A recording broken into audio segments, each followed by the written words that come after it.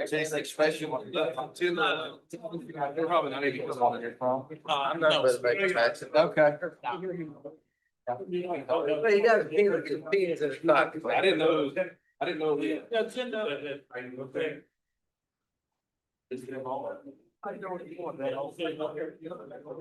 Buckle up.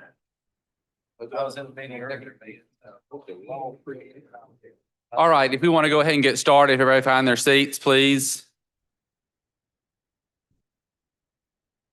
All right, if y'all will allow me, I'm going to open up our meeting in a word of prayer, if y'all will bow with me.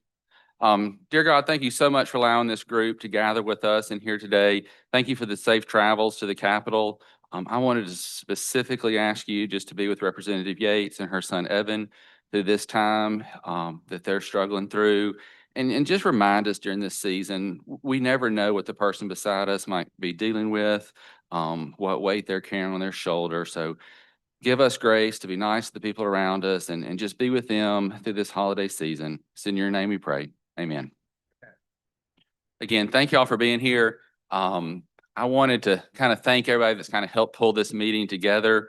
Cole Butler from the Speaker's Office has been working with this committee for 2 years, and our wonderful lawyer, Gwinnetta, has really kind of helped keep me on track and checked in with me yesterday to make sure that I knew what was going on. So I really appreciate that. I appreciate y'all being here today. We do have a long agenda. I think we'll make up some ground in the afternoon and may not be here quite the whole time. But we're going to open it up today with Jackson Water. Mr. Ted Hennepin is here. And I'm going to just let you, I know you were here a year ago. You can kind of, even update, get us caught up to there and then give us an update of the last year, anything you need to share with us. And then when you're done, we'll open it up for questions. So I'll turn it over to you for the update. Yes, sir. Cover all. So, I'd like to express my thanks to the committee for allowing me to speak today. I am Ted Evans, and you know me, the third-party manager, and I'd like to really focus this morning on three main issues: our progress to date, as Chair mentioned, our long-term financial strategy.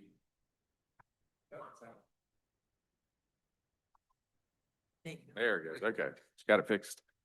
Our long-term financial strategy, which does not rely on a state bailout, and our future governance issues. What I'm not going to address this morning are billing and customer service issues. Those should be addressed through our call center and our appropriate process. While we're not perfect, and we know that, the overwhelming majority of our 50,000 account holders are receiving bills regularly through accurate water meters. I know many of you heard from your constituents, those of you who represent Jacksonians, regarding individual billing issues. We are addressing them all. In many cases, like our answers. And so they're fishing for some different response. And we're dealing with that, and we'll continue to deal with it. But remember, we're working against a decade or more of billing problems in Jackson. People have frankly gotten into a habit of not paying for water with no consequences. And that culture is going to take time. Even the folks in our initial major push for shutoffs, that was about 3 months ago. Many of those people haven't paid a second bill, so they're getting shut off again. And so it's that culture of no consequence and not paying a bill that it's going to take us some time. And you're still going to hear people screaming. But and remember the numbers. We've got over 50,000 account holders here in Jackson. If just 1% of them are having a problem, that's 500 families that are going to be raising noise, but it's 1%. And I think we're more like 99.9% okay, which means 50 people. But if 50 people came in here and filled this room with billing problems, y'all would think we were failing tremendously. So just remember, it's huge numbers. We're dealing with a long-term issue, and we'll get it. We are committed to make it work. Now, if I can go on to my priorities for the morning, our progress to date. We inherited a failed system. That's no surprise. In fact, a member of the House described it aptly as bringing the water and sewer utilities back from the dead. Decades of mismanagement, underinvestment led to unprecedented failure of a state capital city's water utility. And in just over 3 years, we've made tremendous progress to stabilize the drinking water system and stop the chronic overflows of sewage running throughout the city. We've reduced the daily average demand on our water plants from around 50 million gallons a day, that's where it was in early 2023, to around 35 million gallons a day now in October of 2025. And that 15 million gallon a day difference was lost water flowing out of the system in thousands of locations throughout the city. Our total metered consumption that goes through folks' meters is about 20 million gallons a day.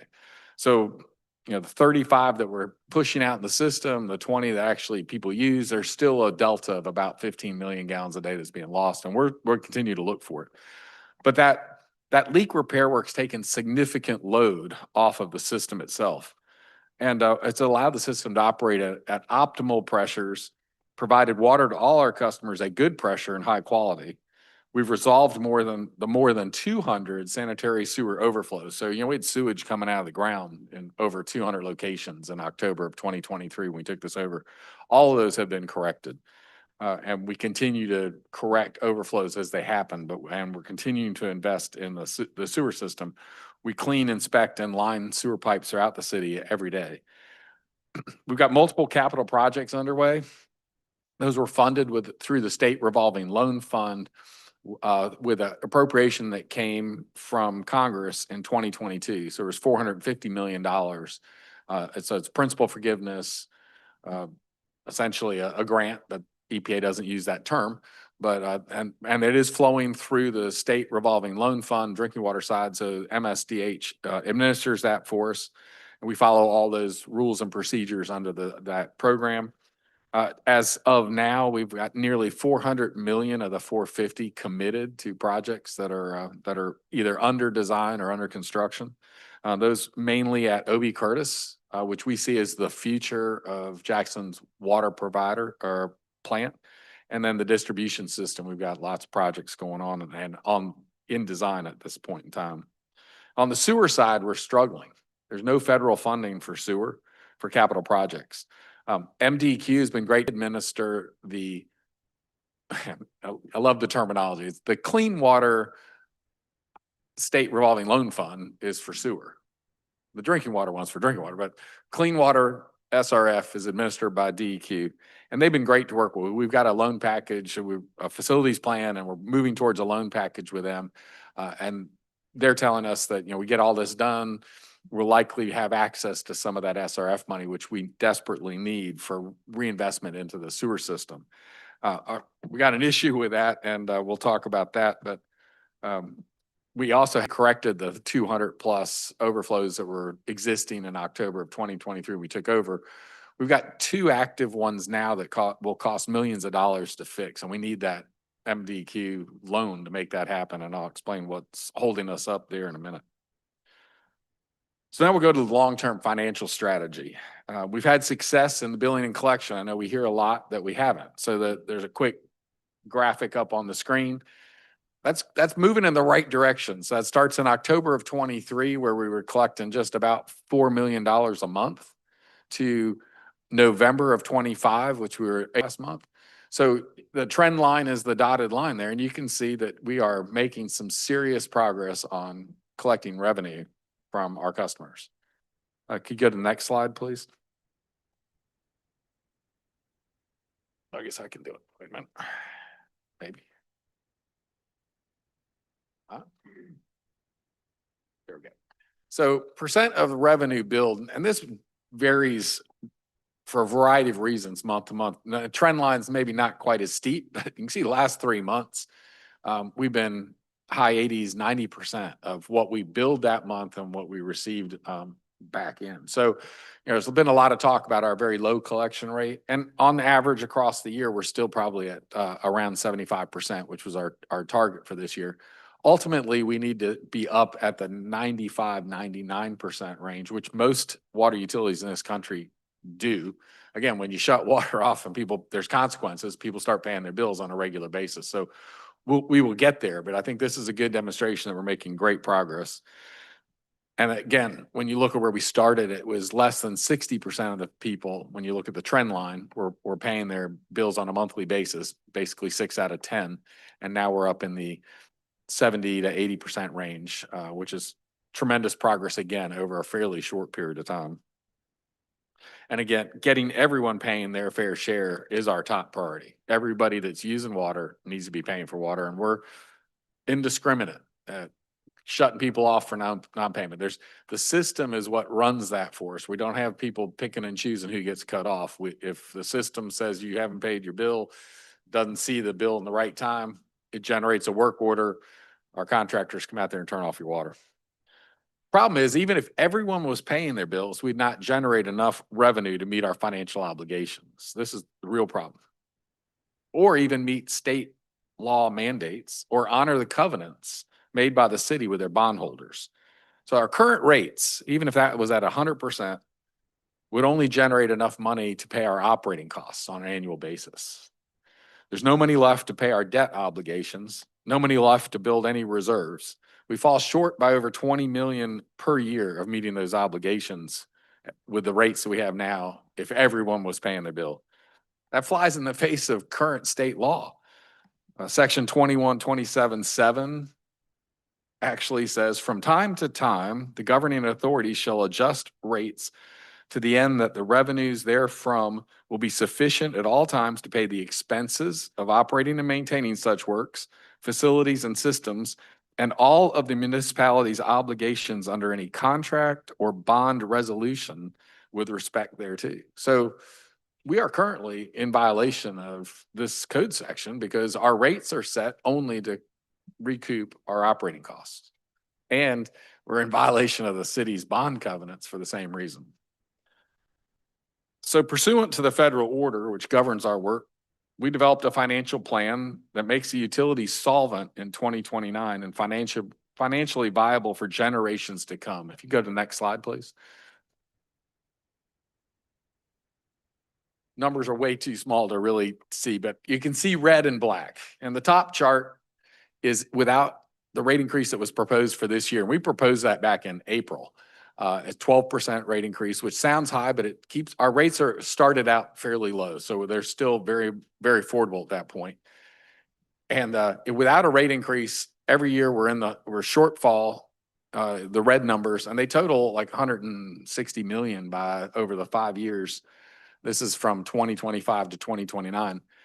No hope of surviving in that situation without somebody's huge input of cash. With the rate increase over that 5-year time, the shortfall is somewhere in the 70, 80 million range. And we've got two ways to fill that bucket. Congress recently reallocated some of that $450 million that was allocated to the SRF. They reallocated 54 million of it to let us use that for operating costs. And that was tremendous. So it was in the continuing resolution that was passed several weeks ago. Senator Wicker was a huge help making that happen for us. So 54 million will be used to help cover those shortfalls because we can use that for our operating costs, eligible water expenses. And then we're going to need to go borrow some money as shortages over the near term. But we're in the black by 2028, and we're meeting our bond obligation debt service coverage by 2029 under this plan. And yes, there's more rate increases than just the 12%, but those are more in years 2027, 28, and 29. Those are almost inflationary type of increases, 5 and 3 and 2%. So we really think this is a sustainable plan. It gets us back in the black. It gets us doing what we need to do. Our challenge has been this 12%. The plan requires an immediate 12% rate increase, which has been imposed by 2 city administrations and is currently paused by Judge Wingate. So even though the stipulated order gives me as the interim third-party manager full authority to pull the trigger on a rate increase if the council does not. We took this to council in April. City council, they voted against it, moved forward with trying to implement it, and now we've been held up by Judge Wingate for various reasons. But we think if the city would come out and support the rate increase, the judge would go ahead and let it go.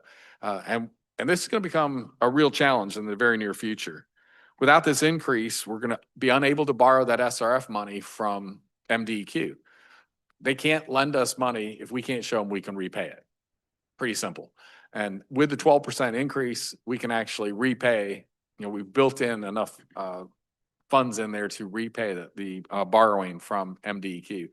And some point when that 54 million's used up, we'd be able to go to the private bond market and borrow more money to take care of our deficit for the near term.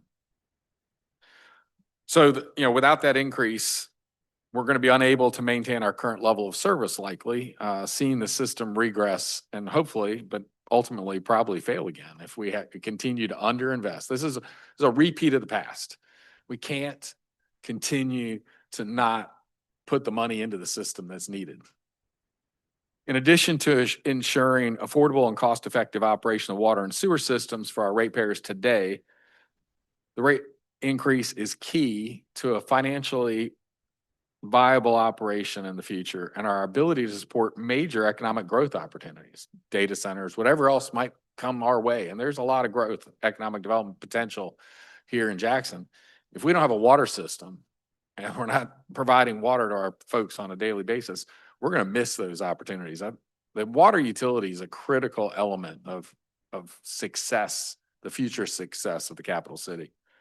Without the rate increase, the system will need significant infusion of cash now and for the indefinite future. A state bailout seems unlikely and would require tens of millions of dollars just to delay the rate increase.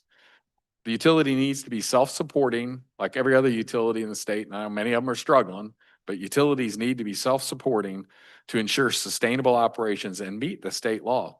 And while the Jackson Water Plan does not require state investment, appropriation to support Jackson Water's working capital needs could offset some or all of the need to borrow from private sector sources and cover some of those projected deficits through 2027. So if not an appropriation, maybe even a new loan program to provide access to working capital below private market rates would be helpful. However, with the rate increase and good fiscal management going forward, we can become financially sustainable without any state assistance. Third topic I wanted to hit was future governance. Legislature's already done their job on this, allowing us to transition to a locally controlled public water utility when you amended Section 5141 last session. Code sections allow Jackson Water to transition to a public authority governed by the users of the system. This allows access to tax-exempt financing. There's no additional legislation required to make that happen. The mayor of Jackson appeared before this committee several weeks ago and expressed a desire to see the water system return to city governance. Governing essential public utilities requires strict fiscal responsibility. The city, through several administrations, has consistently demonstrated they lack such fiscal responsibility, chronically underfunding the water system, failing to raise rates, failing to collect from users of the system, failing to invest in people, equipment, or infrastructure. The city's fiscal year 2022 consolidated annual report, public audit, shows the system operated at a significant loss in 2022, losing 20.9 million, and in 2021, losing 10 million.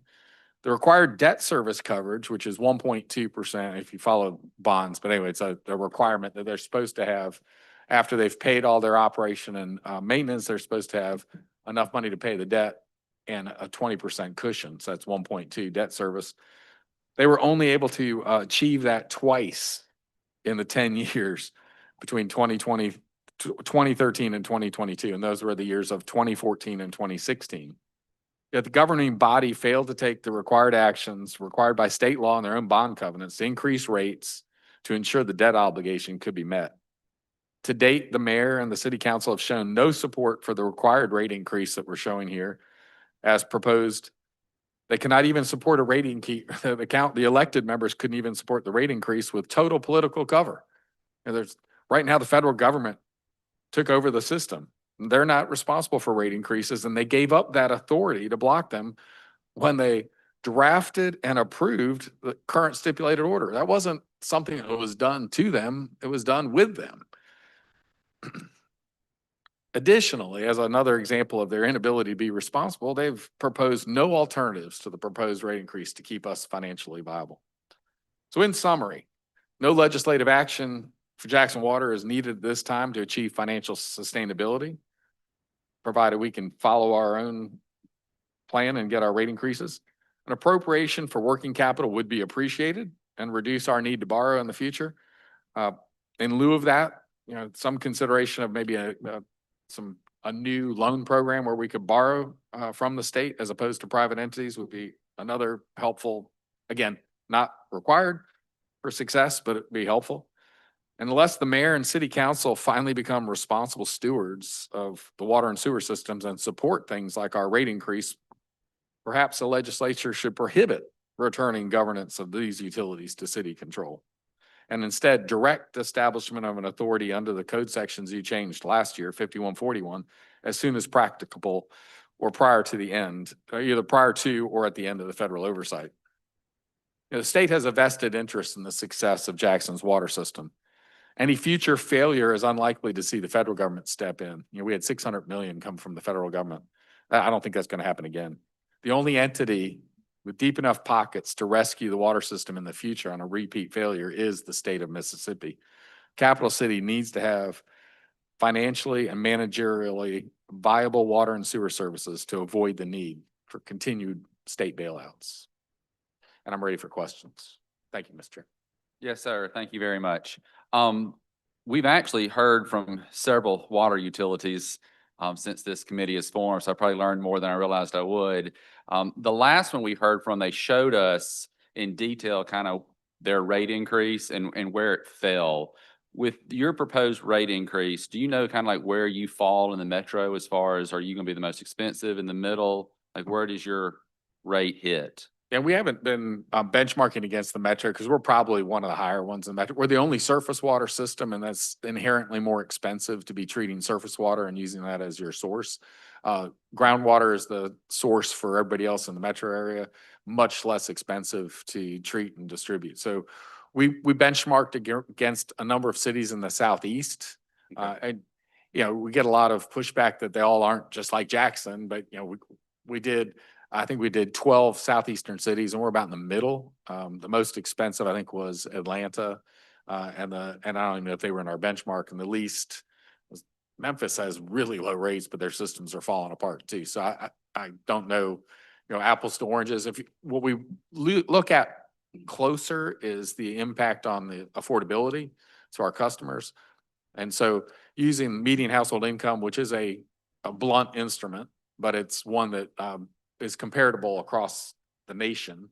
EPA sets 4.5% of the median household income as where the fiscal stress on a community is based. If your water and sewer bill combined is greater than 4.5% of your MHI, it doesn't mean they're going to take their foot off the gas if they're doing enforcement actions, but it means you are recognized as being in fiscal stress.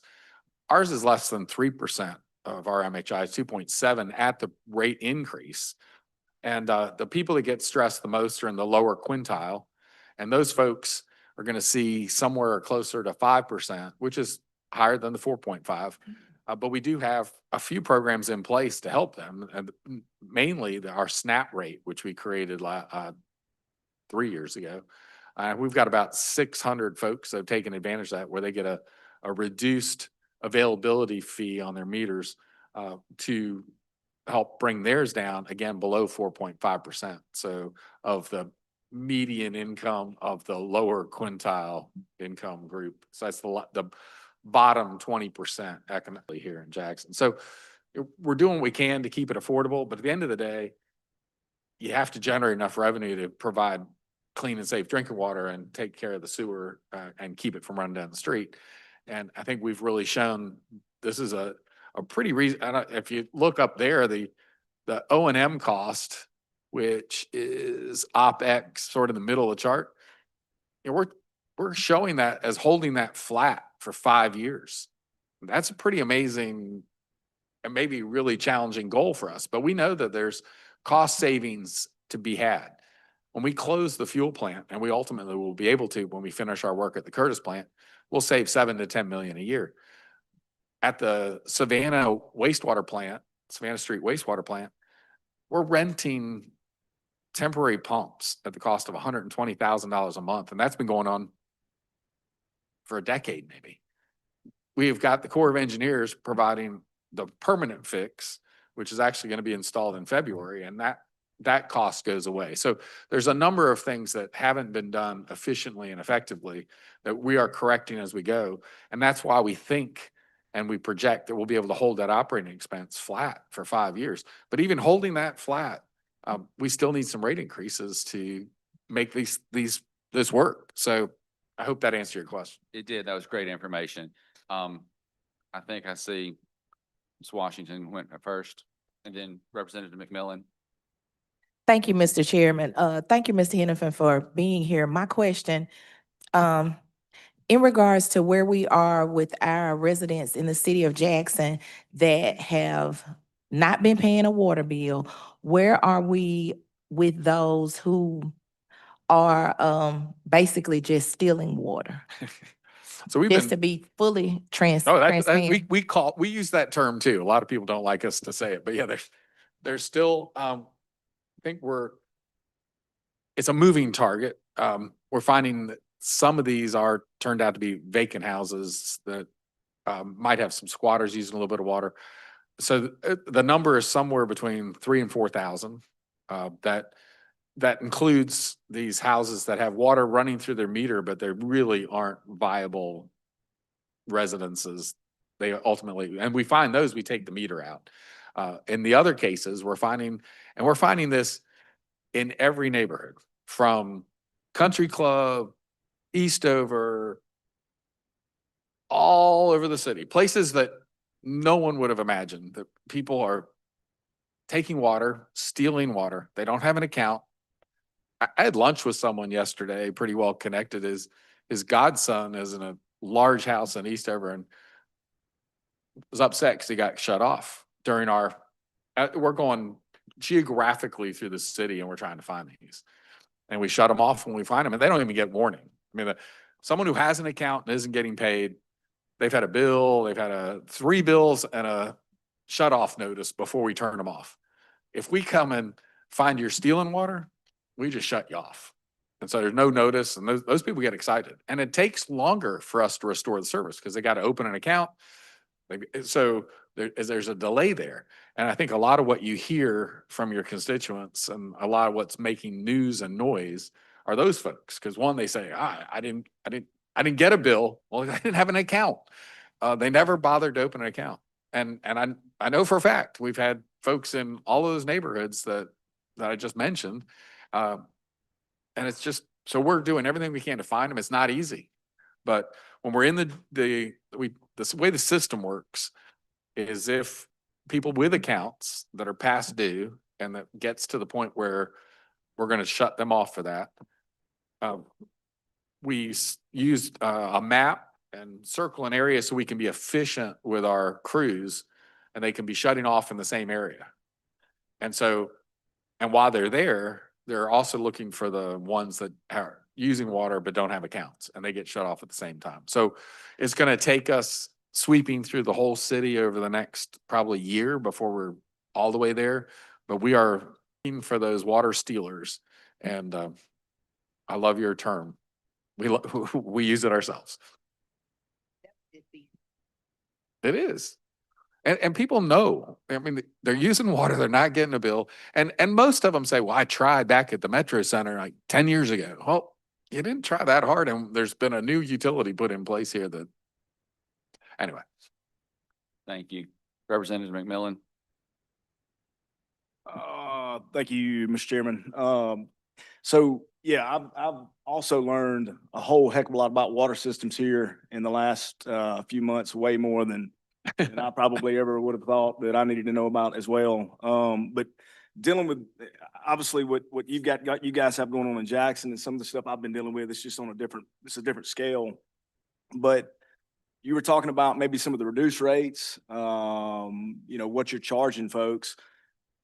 So, some of the things that I guess I've been dealing with, how do y'all go about quantifying that or identifying people to take on reduced rates? Because what I was told, in our situation, I think we passed a law that doesn't really allow that. So, I mean, if there's a way for that to happen, yeah, I want to help folks, yes, especially people that, you know, that may not have the funds to do that, but just explain that, Sure. how does that work? How do you get around the law that we passed to do that, to where I can explain it, maybe some other folks try to help some other people. And then second follow-up question, that is, dealing with, the meters and the leaks, because kind of the same situation there. A lot of people that where I'm at, you know, saying that, you know, they're being told that, hey, you have a leak, you have a leak, you have a leak, and they go and get people out there and they can't find leaks.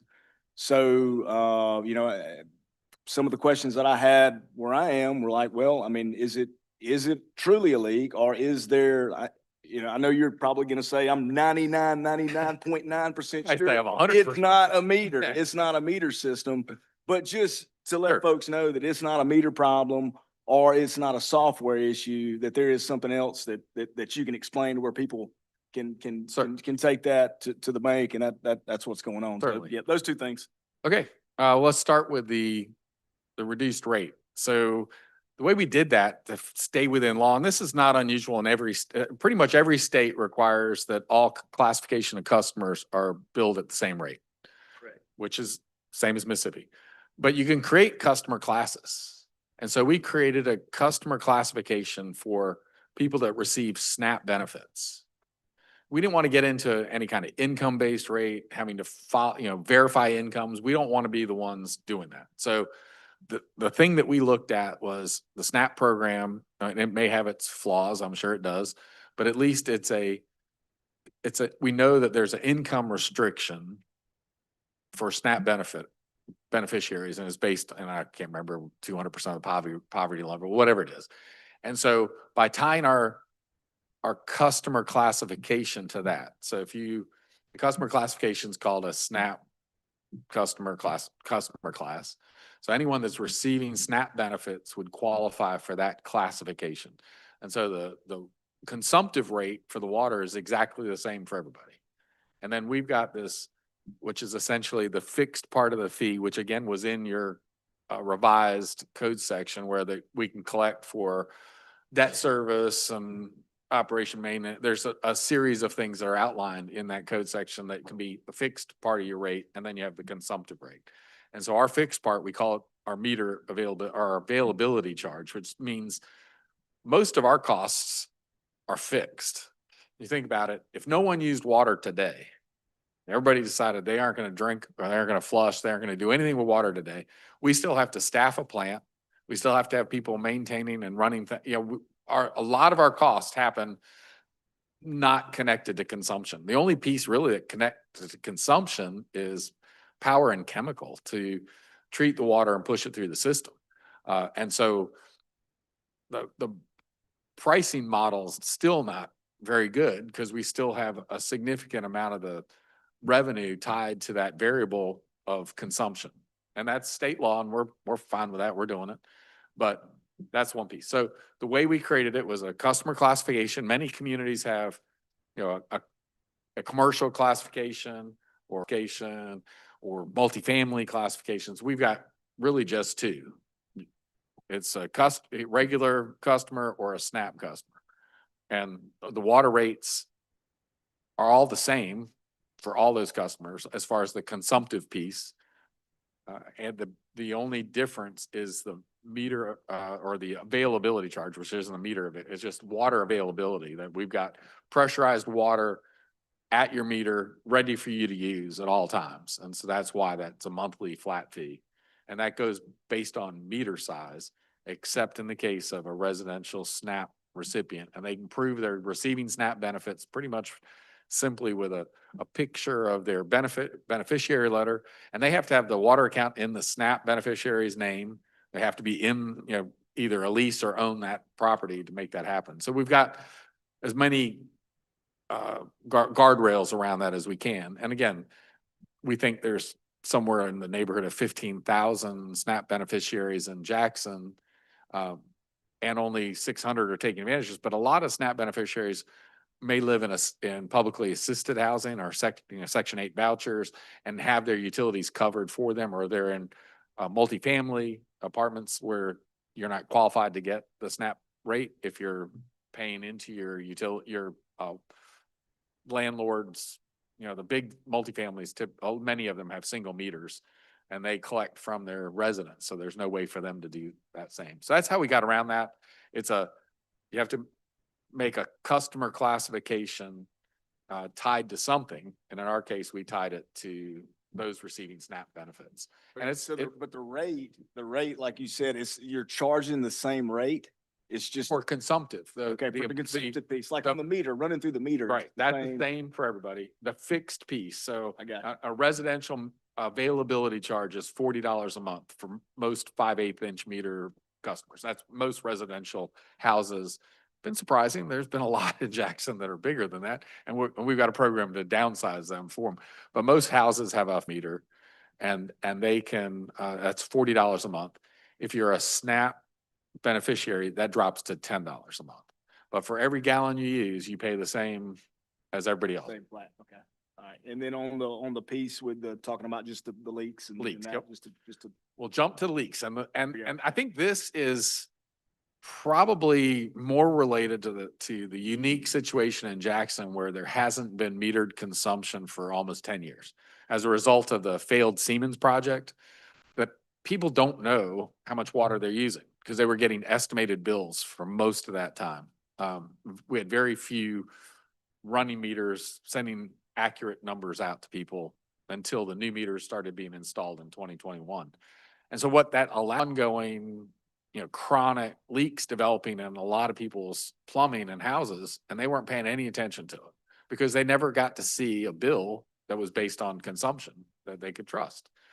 And so we bring these new meters in, and now they get their first bill with a new meter, and the new meter saying, "Hey, you're using a lot of water." And the natural reaction is the meter's wrong.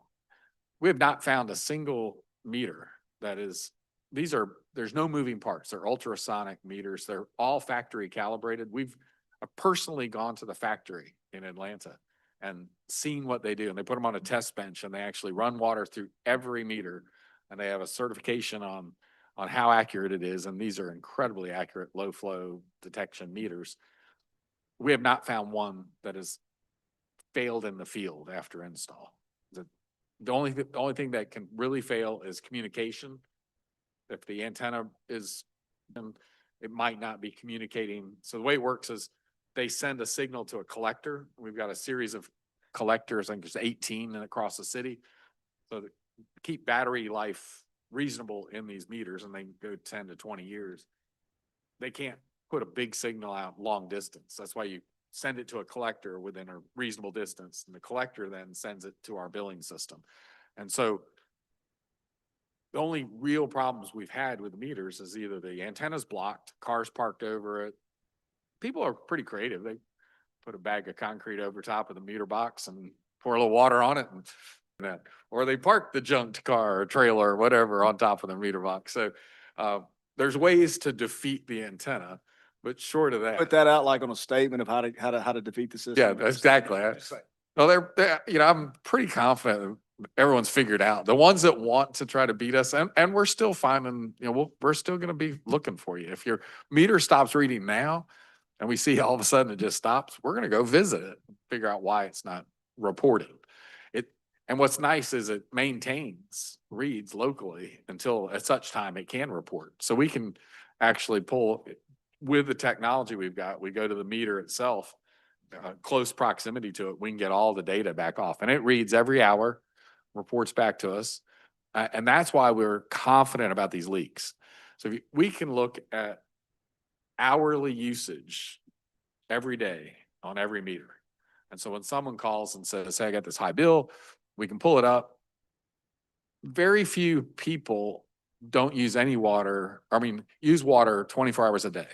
Most of us go to bed at some point at night, might use a little bit in the middle of the night, flush toilet, but most regular consumptive patterns show hours during the day when there's no water through the meter.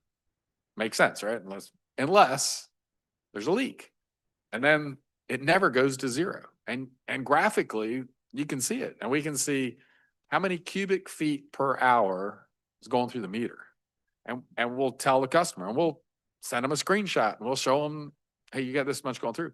And many of the plumbers we have locally, still aren't doing a very good job of pressure testing. I mean, the easiest way to do this is you take a little fairly inexpensive, $10 pressure gauge, you screw it on your hose bib while you've got your water on, and you see what the pressure is there, and then you shut the water off at the meter and see if the pressure holds. And if it doesn't hold, you got a leak in your system. That simple step isn't being used by a lot of our plumbers. We've got a residential plumber or a plumber certification program. We're working now with local plumbers. We've held 2 sessions explaining to them what they need to be looking for, how to deal with us, how to deal with their customers.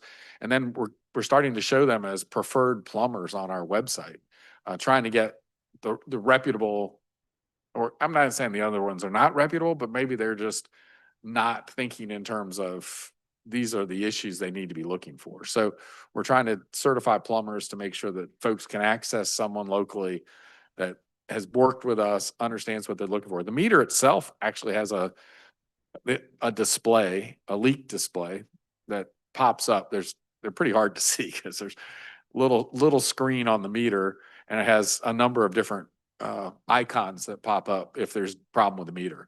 And if you have a leak, it shows a leak, little water drop thing on your meter itself. So that's the first thing a plumber could look for, and then do a pressure test. I'd say we get a lot of pushback, and often we will even hire, we've got a plumber under contract, local plumber, that ultimately we will send to the property and say, there's a leak, they haven't been able to find it. And almost always they are able to find the leak, and then we don't pay for the repair. We just paid to have the plumber go out there and tell them what needs to happen, and then they have to make that repair. We know of one case where very large leak, when we finally sent our plumber, they couldn't find anything. We're pretty confident we know what happened and it was fixed after we shut the water off. But we can't prove that. So that one got a lot of press, this huge bill. We brought our own plumber out. We couldn't find the leak. We've got a pretty good idea of exactly what happened there. There's a trailer in the backyard in the woods. Pretty sure there was service to that trailer for a long time.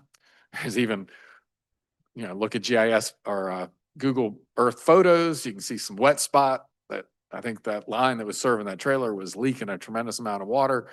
When we shut them off, they fixed it. So, but we don't have any proof of that. Thank you. Senator Norwood, and then we'll do Representative Nelson on Zoom. Thank you, Mr. Chairman. Mr. Hennepin, I understand and I heard your preference of your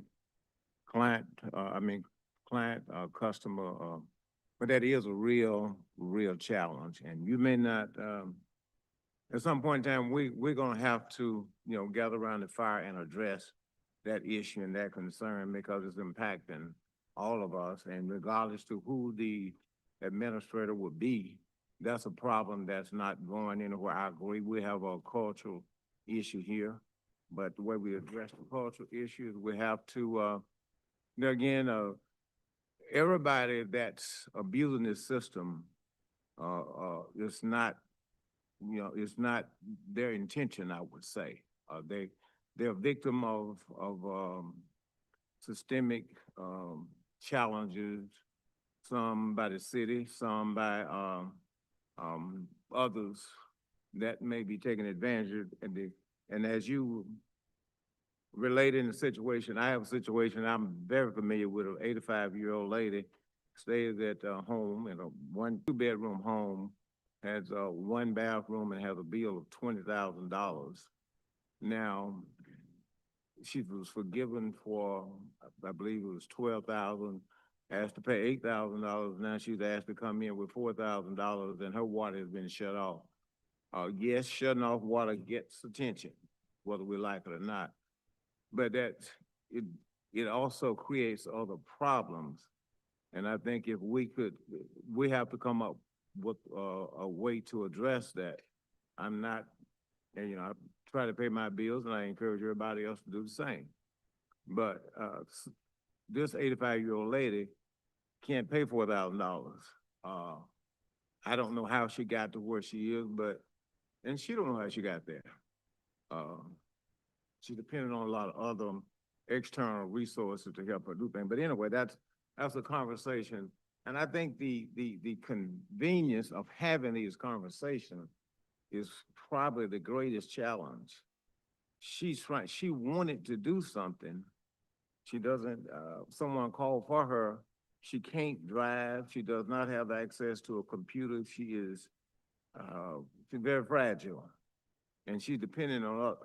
So I think that's a problem. And I mean, many of us will be willing to step in and try to provide some access to support for her. But we have to have access to someone in your office to be able to work with, and willing, I guess I should say, to work with us to try and help this. Those dormant accounts, and I don't know if you would share how many dormant accounts that we have there, but there's a reason that those accounts are dormant. And I don't know, that's just one example. I don't know all the other examples, but I think communication is my greatest challenge with your office. I've tried. And personally, I tried to put my account on draft. It took me 3 days. It took me 3 days to get through. And then the information that I was given was incorrect information. And I was addressing a crowd of senior citizens, and they told me, no, sir, you don't need to put your account on your account on automatic draft because they don't have the confidence in the system. So we have to do something. And I don't work for the city. I don't speak for the city. But I think there has to be a relationship between your office and the city. There has to be a relationship. There's a solution to the problem, the challenge that we're having, but your office and the city has to get together. And if we are going to be players in this in terms of resources, we need to be at the table too. But there's a meeting that has to take place if we're going to move forward. Like I said, third party, whoever the administrator, the overseer, the minister of the water system here in the city. Have we, our collection rate, what rate are we collecting? Last I heard, I think it was like 68%. For the year, it'll be 75. And I had that chart up there earlier. The last 3 months been over 90, or two of the three were 90s plus, and one was in the high 80s. But, a month-to-month collection rate is not really a great tool because you're measuring the amount of revenue received versus the amount of revenue billed in a given month. And it varies drastically based on number of billing days, when people decide to pay. So there's too many variables. You got to look at it over a long period of time. And again, our collection rate is over the year has risen from below 60% to over 75% is about where we are right now. And we're continuing to move towards getting everybody to pay the bill. About how many dormant accounts do we have? I'm not sure what you're referring to as dormant. Accounts just basically laying there, nothing. I mean, her account obviously was a dormant account up until, I guess, a few months ago. People that aren't paying their, have and there's no action. past due balance. There's no action. There's been no payment yet. There's been no action, no shut-offs or nothing. So we're working our way through the city on the shut-offs, and we've still got, we're probably got 10,000 still to do. A rough number. What is it a contact person that you can give us that? Yeah, you call our call center. You can make an appointment. You can get your information answered at the call center. They'll take your information. We've got a form coming online to make appointments we've got a appointment center at Medical Mall that's open every other week for a day. If we have people that need appointments to come, and we've got people that show up at our office all the time. We're not inaccessible. And I know I hear a lot about, these stories about the call center.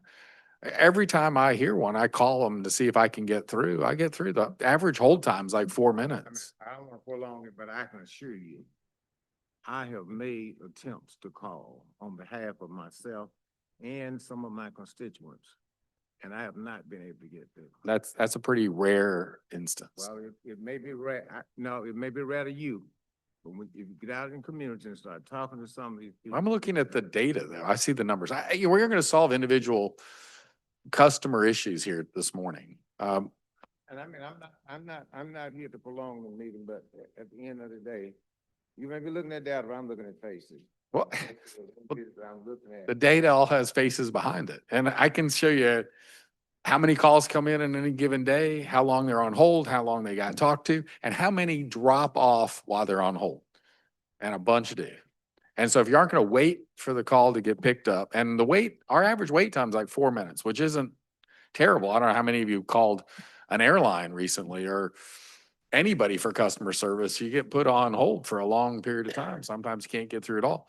We work really hard to try to get those calls worked, and we're retraining call center folks again this week. We're trying to find ways to shorten the calls because people are taking 5 or 10 minutes to get their issue resolved, which again increases the wait time on hold. But we added 2 new additional call takers maybe 2 months ago. They're being trained. We're doing what we can to do it better. You step back 4 years ago, we're talking about progress.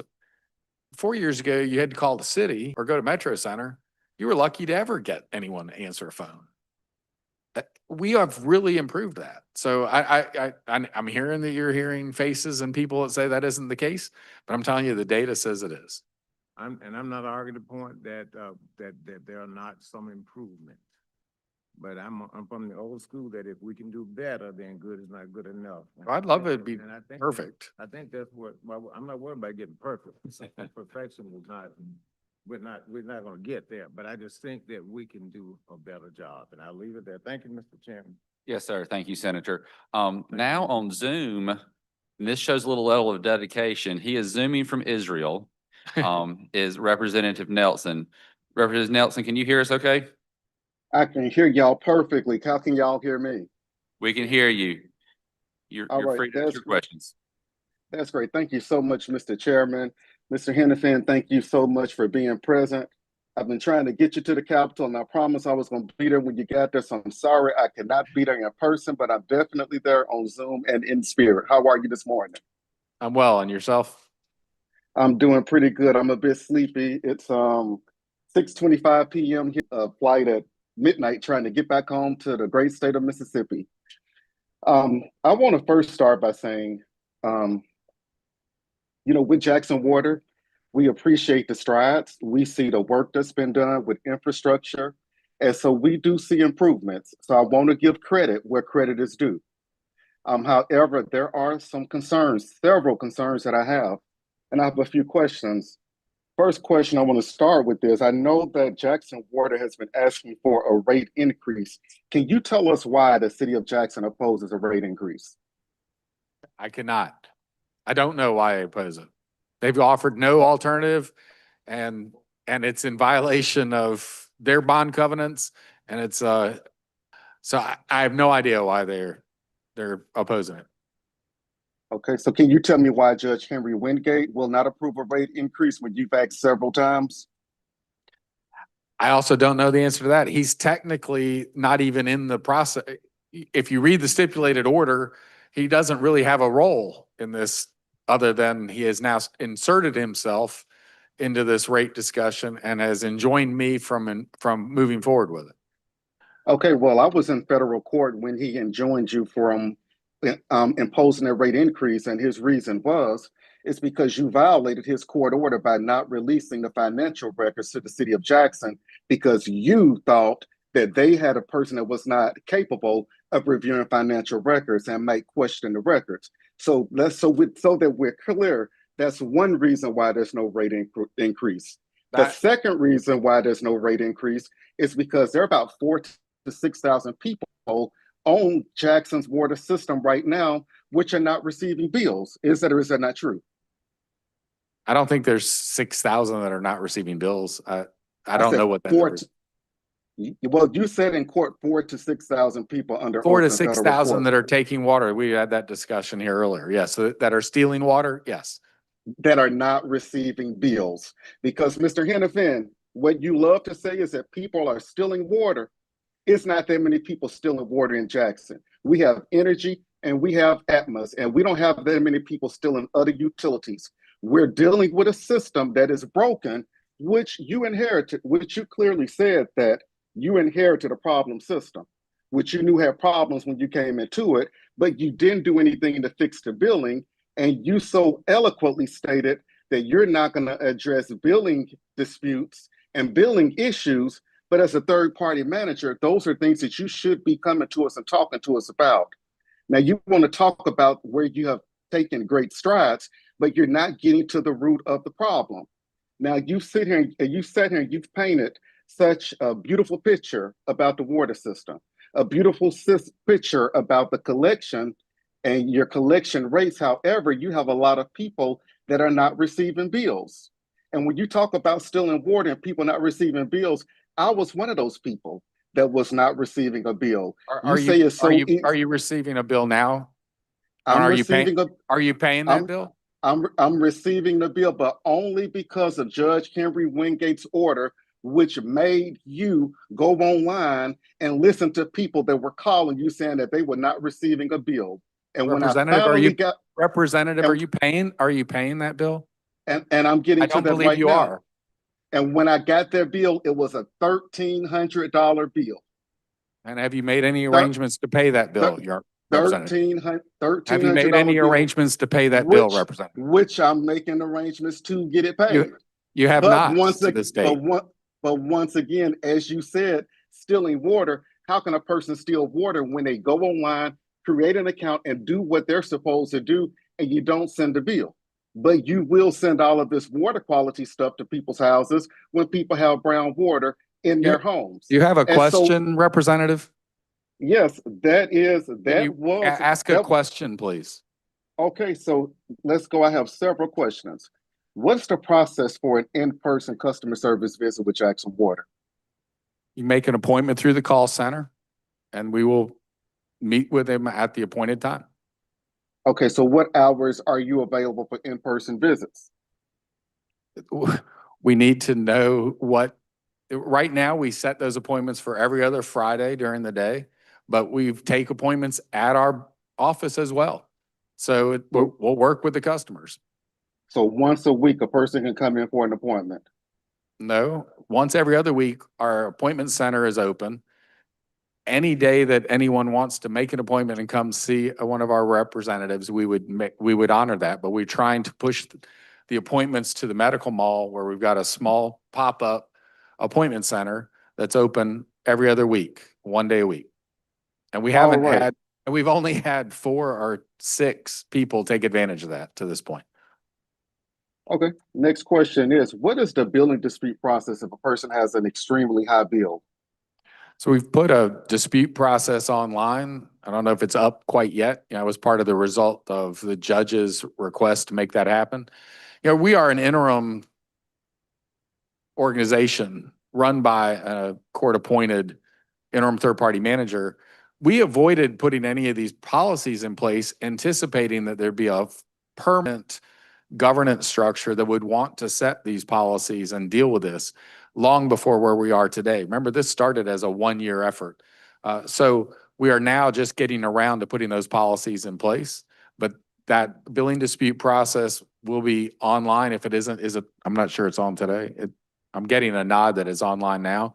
You fill out the form, talk about your specific dispute, and then you get ultimately get to meet with our dispute resolution person. How many people do you have on a dispute resolution team? 1. So we have one person that they can possibly meet with. So in the process that a customer files a dispute, do you stall disconnecting their water, or is it possible that you still may turn their water off while they're going through that process? They need to pay their bill. They can't just dispute it to delay it. They can dispute it, but they need to pay it if they want their water on. Okay, so the reason I asked it is because I had a constituent which I do want to say, y'all did work it out with her when we reached out, but she had a $70,000 water bill. Y'all turned her water off and told her that in order to get her water back on, just to get it tested for a leak, it was going to be $25,000. There's several other people out there with issues like that. So how do we handle people that have extremely high water bills that don't have several thousands of dollars to pay Jackson Water and they don't have water? We've been trying to work those individually. And again, each one is different and we're working with them as we can. Okay. And you also stated that out of all these meters, you have not had not one single faulty meter. That is correct. Okay. You spoke about the issue, and I'm not going to say the family's name, which was the one where you said that you saw a water spot in the yard and you actually had your plumber go out, and your plumber went out 2 times and determined that there was not a leak at the property. Did they or did they not? As I said, it was fixed. They were without water for some time. They had plenty of ability to solve their leak problem before we turned the water back on. So did your plumber find a leak when it went out, which was for plumbing, yes or no? They did not find a leak in the building. As I explained in earlier, they did not. Because So we're convinced it was a line that was feeding a trailer in the back of the yard. But we don't have any evidence of that. So all we can say is, you know, we did an exploration. There was not a leak in the house. We agree with that. But if we want to deal with individual, you know, I came here today saying we weren't going to deal with individual billing issues. So if you got a global issue you want to talk about, that's fine. But I think we're wasting everyone's time talking about individual issues that we can't resolve without the individual, their bill, and our team looking at it. So we're talking about global issues because I have several people with extremely high bills, and this is just one example. Because what you clearly stated is we don't have problems with water meters. However, this one family, which you went back and forth for almost a month about, Representative, you know, we put that same meter is still there. It never left. It's still serving them, and they're getting regular, normal water bills because they solved whatever was using the water downstream. The meter was never changed. It's the exact same meter. So the meter that had high bill because of the leak now has normal usage going through it. I don't hear anyone complaining about the meter now that it's actually reading what they want it to read because they've solved the leak issue. But why are we talking about a single issue here? The meter wasn't recalibrated. Well, we're talking about the single issue because you brought it up initially. So you should never brought it up. Yeah, very funny.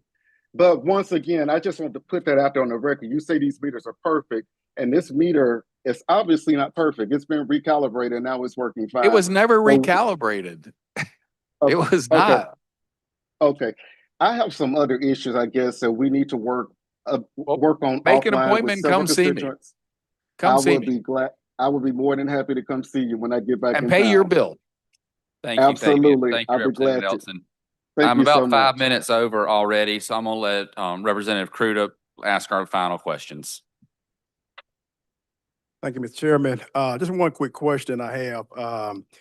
I've heard that there are some issues, I guess, with some landlords, you know, I guess with a lot of our, I guess, a high rental community. There's a lot of tenants who are saying like water leaks and the landlords are not, I guess, fixing their issues on their end. Like how often is this happening from? We still have a significant number of our large multifamilies that we're working with them and to get them to fix leaks on their properties, similar, and pay their bills. So we don't have to take further action, but there's still at least 15, more than that. How many multifamilies are still 18? There's 18 large multifamilies we're trying to get to the point where they're paying their bills. Oh, it's more than 100,000. So there's significant work to be done on the multifamily, and we've gotten a few of them taken care of. We're going to continue to work on that. But even like just regular residential houses, I mean, are there a lot of issues? Houses for us is, we would love it if water was only in the landlord's name. Okay. Because landlords are not fixing plumbing, and the tenant gets the account, and the tenant isn't responsible for taking care of all the leaks and fixing.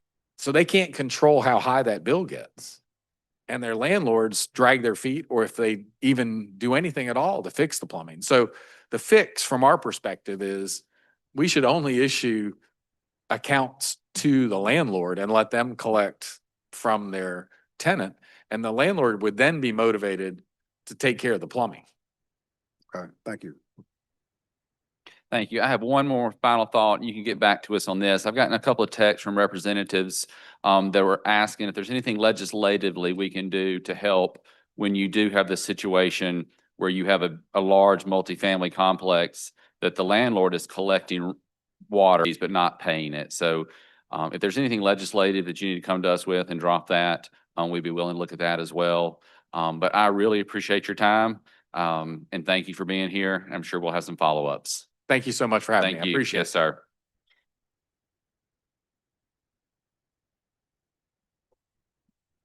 We'll go ahead and ask Great City to come to the table, and we'll just keep right on rolling so we can get us out on lunch on time.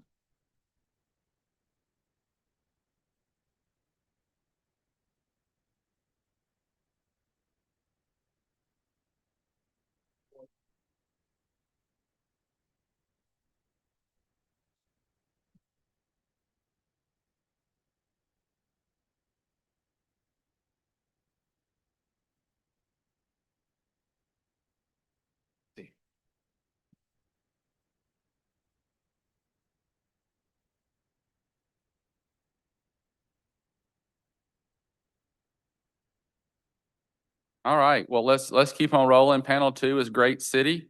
I'm gonna let y'all just introduce yourselves to the room and to the representatives and the senators in the room. Thank you so much. I'm Susan Gerard, and I serve as chair of the Great City, Mississippi Board of Directors. I'm also a board member of Visit Jackson, and also in my day job, I'm the chief executive officer of the Mississippi Children's Museum. Yeah, thank you, Mr. Chairman. Thank you, members of the committee. My name is Taylor Nicholas, and I serve as, can you hear me? I serve as executive director of the Great City, Mississippi Foundation. I want to say I'm actually born and raised here in Rankin County. I grew up in Sand Hill, Mississippi. Anyone know where that is? It's about 40 minutes outside of Jackson. And I say with a foot in Jackson as well. I went to school here, grew up running around the Jackson neighborhoods at my grandparents' house with local businesses as well. My wife and I spent about side of Mississippi in DC and Baltimore before we made a hard pivot back to Jackson, back to Mississippi. And we are now involved in our foundation work. We say a great city for a great state, which is a simple mantra that basically means, look, we have to have a vibrant capital city in order to have a state that's going to reach its potential. I think that's a sentiment that we can all agree on around this table. Susan? Absolutely. And I just want to say a special thank you as we get started to this committee and also to our friends from the Senate who are here today. The incredible work that you did has real life impacts. The legislation that was passed last year on panhandling, squatting, camping, and blight really took major steps to solving some serious problems in our city. And this committee in particular did excellent work in the last session to address those. So we're really grateful for those of us who live and work and care for children in our city. So thank you for that. Yeah. And just as Taylor mentioned, Jackson's importance to Mississippi is really why we're here this morning. We want to talk about future actions and how we can. Before y'all get too far into it, I know exactly what Great City is. Could y'all give just a little bit of history? And so everybody, and we got a lot of people on Zoom as well that are not familiar, just get them caught up with exactly what Great City is. Like, Yeah, sure. You want me to go yes, ahead? I can. Go ahead, jump in there. Up to you. Yeah. So Great City, it's a 501c3 effort. It was formed about 4 years ago, and with the mission of can this be a non-traditional nonprofit that can help be a catalyst for community projects, and we say let's just say opportunities that can move the needle for future generations. It's key. I think a key point here is that we believe that Mississippi is the best kept secret in the nation, and that we can only have the strongest version of Mississippi that we can all chart toward if Jackson is able to overcome its challenges and reach its potential. So we we'll engage in projects across several different categories, which we'll get into in a little while, around infrastructure, urban planning, can we say visionary economic development, in a way that, again, hopefully be a catalyst. We'll come alongside community organizations that are already in the trenches and trying to do good work here, and then try to connect those projects with data and research and analysis and ultimately strategy, right? So that we can spotlight those projects with potential for state leaders and federal leaders, and with the ultimate objective of getting them resources and ultimately moving them into fruition, kind of with their own life cycle, if that makes sense. I want to say, we worked with you closely last year on several issues. One of them was the, I guess, the new Blight Redevelopment Tax Credit Program.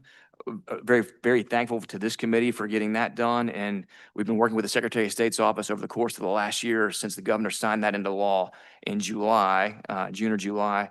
And we're excited that that's going to be ready to roll in January 1st. We've helped bring in stakeholders to that program, and we're excited to hear that there's at least one group right now who's ready to hit the ground running, where they're ready to identify tax forfeited properties and blighted properties in order to make that operational in the new year. So thank you for that. Is that answer your question? That was perfect. Okay, thank you. Yeah. I just wanted to get everybody a baseline before we got into Yeah. the media, y'all's presentation. Thank you. Yeah. Absolutely.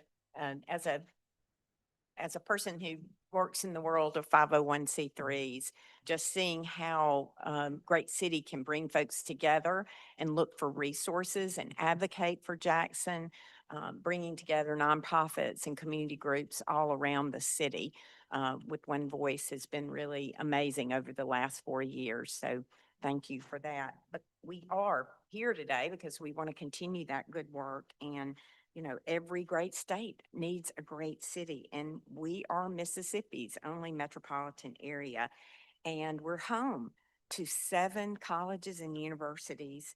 We're here today in our beautiful state capital, our home, our seat of state government. We are so steps away from our state's healthcare headquarters hub. We are home to 7 statewide museums that tell our story, and also a great culinary scene, which I know that many of our legislators know exactly which Michelin star restaurants there are close to our capital. We believe that building a strong urban core in Jackson will ultimately lead to more economic growth, population, retention, and sustainability for the whole state of Mississippi. And as a native of Scott County, who has been here in Jackson almost 40 years, but also deals with all 82 counties, 150-something school districts in my day job, I know how important it is that Jackson has vitality and economic growth for those students who are quickly becoming our workforce. And so we are really focused on keeping them here in Mississippi.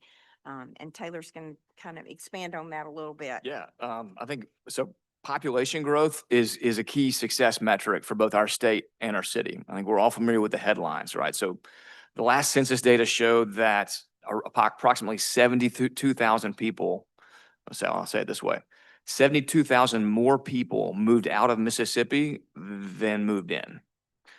Half of that demographic, so 50% of that demographic, were ages 25 to 35. That's significant. In Jackson, we're familiar with this, has had a similar story, right? Since 1992, Jackson's seen 50,000 people move out of the city. That's accelerated over the course of the last decade, where we've seen 30,000 people move out of the city just in the last 10 years. And that exacerbates, let's just say, systems in several different ways. I want to quote the Mississippi Economic Council survey for 2023, and it said this: it's a statewide survey, and identified, quote, a lack of qualified workers as the #1 business concern among Mississippi employers. So not a temporary problem, but I think it would be a structural problem in both workforce and population. And a declining population makes everything harder, right? So shrinking tax base puts pressure on incoming taxes, right? So it makes it harder to repair roads. It makes it harder to fund public school systems. It makes it harder to have a healthy water system, even at full collection rates, which we've just recently talked with. And I'll say this. So because of these things, it can create a downward spiral. People moving out of a city can exacerbate vagrancy with empty buildings, which can then lead to crime, things that I know this committee has talked about before and is familiar with. But that downward spiral, I'll say this, is not unique to Mississippi, certainly not Jackson. And there are areas, I say cities around the country and states around the country who have dealt with the exact same problems and have come out on the other side. They've had rebound turnaround stories. And I, for one, believe that maybe I'm a glass half full kind of guy, but 2024 and 2025 have been pivotal years. And I believe that we now have momentum to see a lot of positive change going into 2026. And I think that and our group with Great City, we've really looked at success stories from other comparable cities. There's some really great stories of success, and we've really studied those and not just looked on Google, but we traveled there. We've talked to leaders, we've talked to economic developers, we've talked to education leaders, but Chattanooga is a great example. Chattanooga lost 20,000 people from 1980 to 1990. They took on some really tough leadership strategies. They've gained over 38,000 people over the past 25 years. Oklahoma City is another example, and they've seen an 11% growth in population.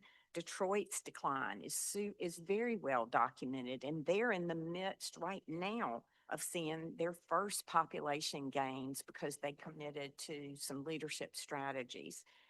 Pittsburgh is another great economic success story. We've spent time learning from their best practices. We've traveled to Northwest Arkansas and spent some time there visiting with leaders. We've helped fund Mayor Horn's Jackson Rising initiative by bringing in urban planners that actually did the work in Chattanooga and Detroit. So they've been able to give us good information about how that happens. We've met with park conservancy boards and successful city parks around the nation to learn how to plan, how to fundraise, how to maximize our beautiful outdoor space here in Jackson. And we have beautiful outdoor places that our citizens just need with. We've gone to Atlanta to look at the Beltline. How do we construct a trail system through our city to take an old rail line that turns into basically an economic incubator that attracts businesses, that provides housing for young people, recreational investments, millions of dollars worth of investments around an old rail line that helped transform a city. So we aren't just sort of looking at examples and going, boy, I sure wish we could be that. Actually have to do the work to begin to have a strategy. Yeah. And I'll say, so a lot of our work has been, I said the bullseye has been quality of life projects in the city. And we've had work in 3 focus areas that I mentioned earlier. So infrastructure, I say economic, not trying to duplicate the wheel. We have great economic development agencies who are doing that work already, but we try to do things that again, cast vision as well as around urban planning. But maybe I'll make a quick side note. I want to mention an important initiative that's happening right now that Susan mentioned, and in collaboration and leadership with the city, is called the Jackson Rising Initiative. So Jackson Rising is simply a collaborative planning effort that's been supported in partnership with the city, foundations like Great City, the Community Foundation of Mississippi, Kellogg, Nielsen, and the list goes on. Working Together Jackson as well, and a number of others. And it's an effort to get stakeholders that are in Central Mississippi, who say Jackson natives, around the table in categories of conversation around, at this point, about 14 categories. So how do you tackle blight? What about arts and culture? What's the impact of public safety right now in the state of it? How does it become better? How do you grow our population, economy, and those type of conversations? And here's the objective. When you get stakeholders around the table in a planning effort in partnership with the city, you can drive progress. I think it's a process to build community muscle and ultimately have grassrooted recommendations that can be moved into action and implementation. So right now, phase one of Jackson Rising is going to be wrapping up this month with around at least 3 to 5 recommendations coming out of these groups in about 14 categories. I'm excited about that. It's, the result is going to be a community rooted roadmap that's going to help guide prioritization and planning. It's great. But I think what I'm most, I would say, what's most remarkable is not just the amount of energy with city leadership and partnership with for-profit and nonprofit endeavors in this space. What's remarkable is common themes that are coming out of these same working groups. And the themes tend to be quality of life amenities are essential to population retention. That's pretty remarkable. Outdoor spaces are the highest return infrastructure investments. And workforce development and technology is going to be critical to economic growth going forward. And obviously water infrastructure, which we discussed earlier here this morning, and public safety are essentials. So I think maybe with the rest of our conversation, we'll talk a lot about quality of life and jobs. Yes, absolutely. Quality of life, our outdoor recreation amenities are key to retaining talent and keeping those 30,000. David, can you not hear me? Better? Key to keeping those 30,000 college students who are in this community at those colleges and universities we mentioned earlier. That there is so much evidence around outdoor recreation and how it retains population, but also how it builds that tourism sector. And as I mentioned, we visited Northwest Arkansas, everything from Little Rock all the way to Tulsa. They are investing in outdoor recreation. In Arkansas, which we studied, it contributed 7.3 billion to the state's GDP and supports about 68,000 jobs. It now is 2.5 of their GDP because of their investments at the state level, and it's outpacing the state's agriculture sector, the tourism that's generated from these investments in outdoor recreation. It is particularly instructive for us as we began to plan. They invested in trail infrastructure, and it's catalyzed all these other economic and cultural shifts and the way that they approach planning in Northwest Arkansas. We've got, as I said, over 30,000 college students here in Jackson. And so that's a great start for population growth. We just have to keep them here. And they value any of you who've been around college graduates. They are looking for places where they can connect to outdoor amenities and things that they can do. They're not optional luxuries. They're essential infrastructure to be competitive. And that's what we are trying to do, is put in place strategies to be competitive.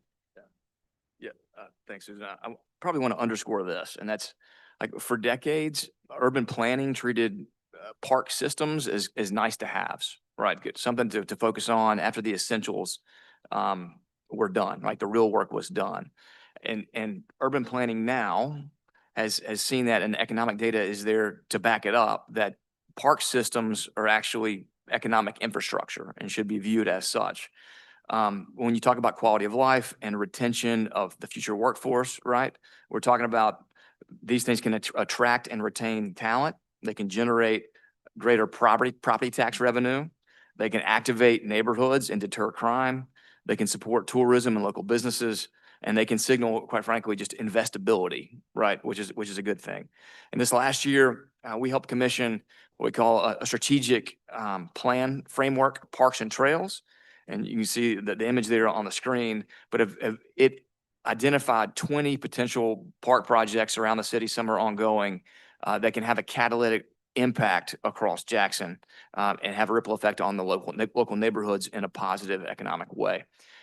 We are now working with the Jackson Rising Initiative and this new city administration to make further inroads on these projects, and we're excited about that.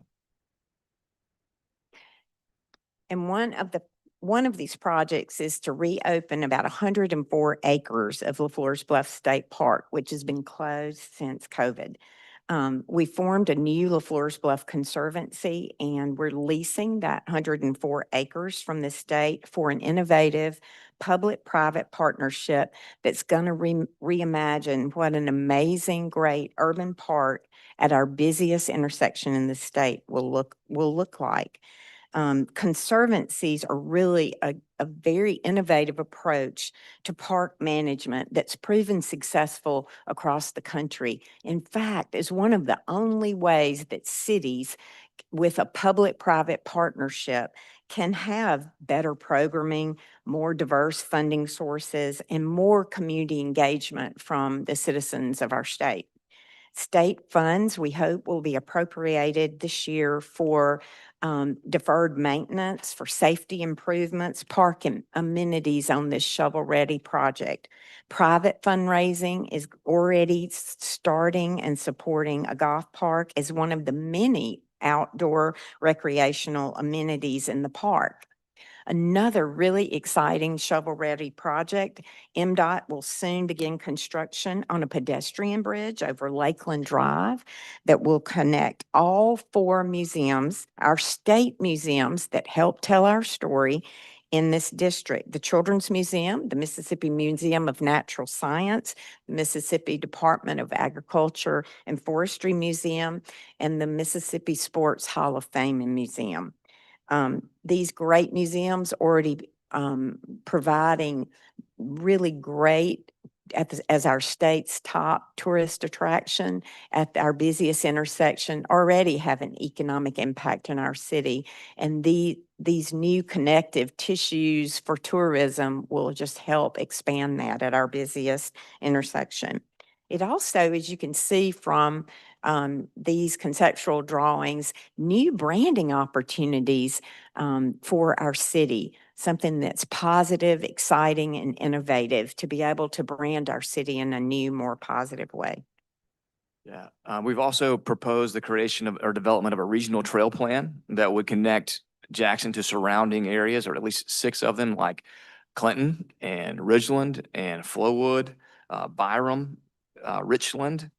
We've seen in the same type of vein of looking at how, let's just say, communities across the nation have done cool projects that have had a large outside economic development, that regional trail systems have had remarkable returns in terms of generated returns for its community.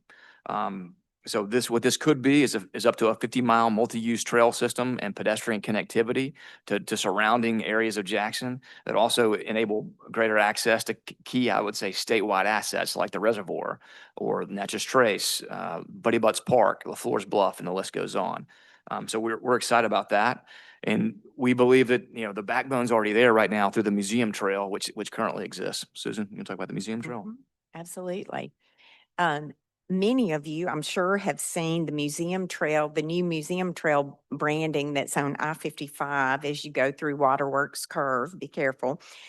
This completed 6-mile trail aims to connect all of Jackson's great cultural, recreational, and natural assets, including the museums, parks, the Belhaven Heights Park, all the way to downtown, art installations, the Pearl River. The downtown connection of the museum trail is also becoming shovel-ready and will form new pedestrian pathways that'll connect us to the 2 museums, both Mississippi Civil Rights Museum of Natural History, the Mississippi Museum of Art, the new planetarium, Cathead Distillery, Howland Mouse, Jackson Convention Complex, and we hope very soon to Jackson State University. So we are really excited about seeing this trail system to connect our entire city from museum to museum, from school to school. In addition to all of these amazing shovel-ready quality of life projects, we are not unaware that we need to have more economic development strategies focused on the future. And so we are actively supporting University of Mississippi Medical Center's Cancer Treatment Center that I know that you're going to hear about later, and also the Mississippi Children's Museum STEM and Teacher Training Center to better prepare our early educators for children, help them have better workforce opportunities for the future, particularly in computer science education, and as we jump into the AI economy. So we are very focused on tech-driven job and training opportunities. Yeah, so as Susan said, we're focused on tech and job training opportunities that we believe can have a generational impact for the future of our workforce. Just last year, GCF, Great City, commissioned a study by the RAND Corporation to assess the competitive advantages that Jackson can try to build on. As you're probably aware, Jackson now sits at the center of an emerging AI data center triangle. That critical backbone of infrastructure is happening with ongoing investments right now around data centers in Madison and Rankin and now Warren counties. And each one of these is going to bring highly skilled job opportunities. So we're now working with federal government, state leaders, state agencies rather, institutions like Jackson State, educational institutions in the private sector around what it could look like to have a tech and innovation hub and bring that in Jackson and focus on training workers to support these centers and the energy infrastructure they rely on, as well as to grow businesses that are going to benefit from this coming economic ecosystem.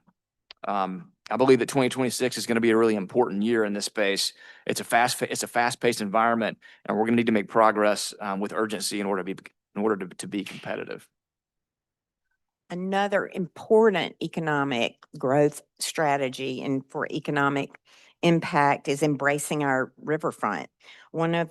A common theme as we visited with mid-sized cities across the country is that they come back to their riverfronts after ignoring them for decades. The local Pearl River Flood Control District has been trying to address flooding with the Corps for over 40 years. While the primary purpose of the project is to address flooding, the plans do allow public access to the river that currently doesn't exist.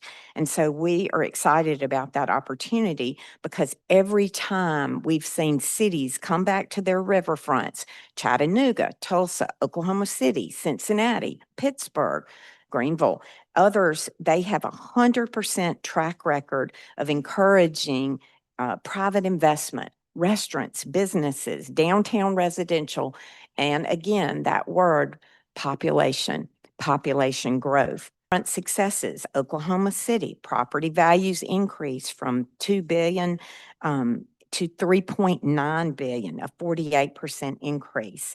We've seen Pittsburgh's Three Rivers Park showed approximately $130 million invested over 15 years, helped catalyze nearly $2.6 billion in riverfront development activity. Detroit's new riverfront spurred $1 billion in total public and private sector investment. And we could go on and on. Chattanooga's Tennessee Riverwalk attracted $1 billion in adjacent private investment. And then a world that I'm very familiar with, tourism, visitor spending in Chattanooga reached $1.6 billion in 2018. Yeah, I'll just say this, for decades, immediate access to the Pearl River, at least in this community, has been pretty much behind lock and key. And if going to move forward with the Pearl River project, it represents an awesome opportunity for this city to embrace its riverfront and have quality of life related amenities that are right there on that waterfront. And Susan just mentioned some great economic examples of cities who've been able to do that. Great City, we've been working with around 20 different organizations around Jackson, known as the Pearl River Revitalization Coalition, and working with landscape architects and urban planning firms around just vision casting ideas of what that could look like, right? When there are newly created wetlands in that area, there could be, and we've got some early planning on this, 150-acre park right there on the riverfront that is complete with miles of multi-use trails and wet observation points, as well as outdoor amphitheaters, things like that. And so we're excited to continue that work with local organizations here, and are hopeful for the opportunities that are coming down the road. Susan? Right. Thank you all so much. We are so grateful to have this opportunity to represent so many incredible folks that are in the trenches working on these plans, other organizations as well as our own. And also with all of you, as I look around the table, I see people who've been leaders for our city and are leading our state. So we're really grateful and we'll be happy to answer any questions. Yes, ma'am. Thank you so much. It's great to hear a presentation where y'all are involved in so much that's already happened. Yeah. And that you continue to move the needle. And you have the House and the Senate here today. And I should have started off by welcoming, we have a brand new senator with us, Senator Mumford. I wanted to welcome you. She also helps represent Clinton now, so I'm very excited about that, having her there. But you have the House and the Senate here, so I may tee up a question for you. You know, we're going into session soon. And I know you probably have a laundry list of things that you would like, but if you could maybe speak to the things that in this session, that you would like to see us most work on, whether it's a continuation of one of the bills that we passed last session, or what would you really like this group to walk out of this room? And it may lead to some questions that they have after you answer that question. Then after you answer that, we'll open it up to questions, from the House and the Senate.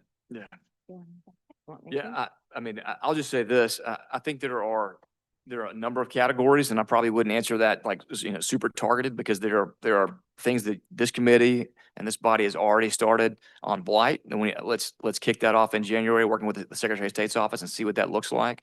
I believe there are opportunities around parks and trail systems, that will continue to have, potential for the state to support. And I would say, potentially continue to work with state agencies on workforce training opportunities that can lead to, again, pulling down greater tech-related investments, not only into Jackson, but certainly that push our state forward. Absolutely. And also just those projects that are, right there, shovel ready, that we need investments in. We need in our city to see dirt turn. We need visual reminders that we are growing and that we have projects that are innovative, that are focused on building new infrastructure, particularly around the quality of life projects that, we're interested in. We obviously want to see LaFleur's transformed, and we want to see all of these job opportunities and training centers, our University of Mississippi Medical Center. I think that we are here in our state's capital, and we hope our legislators will be aggressive and strategic and competitive as we look at other states and what they are doing immediately to keep their young people in the state. So hope that answers. And I'll think about, what you have done over the last few years around state-related investments through the CCID, through Capitol Police. We've had this system has seen a large infusion of federal funding. I think has made a great impact, a positive impact. So to the extent this committee and this body, you guys work with new city leadership on public safety and other funding needs, I think that's important. Thank you too. Yeah, thank you. For your leadership in that. Thank y'all. I'll open it up to questions. Senator Blunt.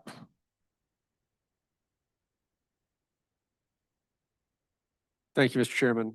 Just for the members of the committee who don't live in Jackson, I'll just want to point out again that all the tremendous things that are happening at LaFleur's Bluff State Park, that's a state park. I know we're all focused on local government, the needs of our local governments with infrastructure needs back home, but LaFleur's Bluff State Park is a state park like all the other parks that we have around the state. And so when they come to the legislature for funding, it's not the city making that request. It's a request on behalf of a park like the state parks in your area that serve your areas. I'll also want to point out with regard to Capitol Police, the the governor has issued his executive budget recommendation. I don't know that I agree with everything in that recommendation, but I do agree with the fact that he is recommending increased funding for the Capitol Police because the footprint that we started with when the CCID was created has been expanded frankly, at the request of the legislative leadership. And so they have more area to cover than they had when this project began. And they have a good working relationship with the City of Jackson Police Department and the Hinds County Sheriff's Office. And so I hope that's something that the Appropriations Committee can consider because I think it's made a difference. Thank you. Thank you. Thank you. Anybody else have any questions? Thank you, Mr. Chairman. Thank you for the opportunity to be here. Absolutely. Well, thank y'all. That actually put us ahead of schedule by about 10 minutes. We're going to break for lunch and then we'll come back at 1 o'clock for UMMC. We'll kick us off with their panel.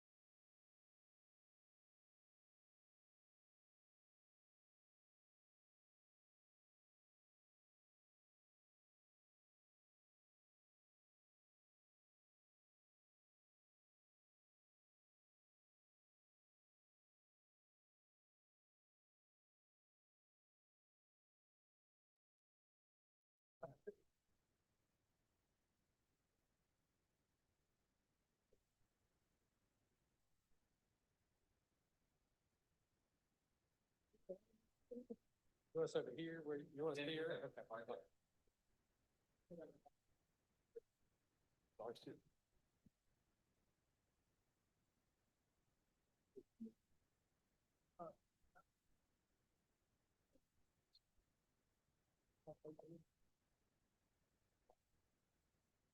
All right, everybody, welcome back to our select committee. Hope you had a good lunch. We're going to kick things off with panel 3. It's UMMC.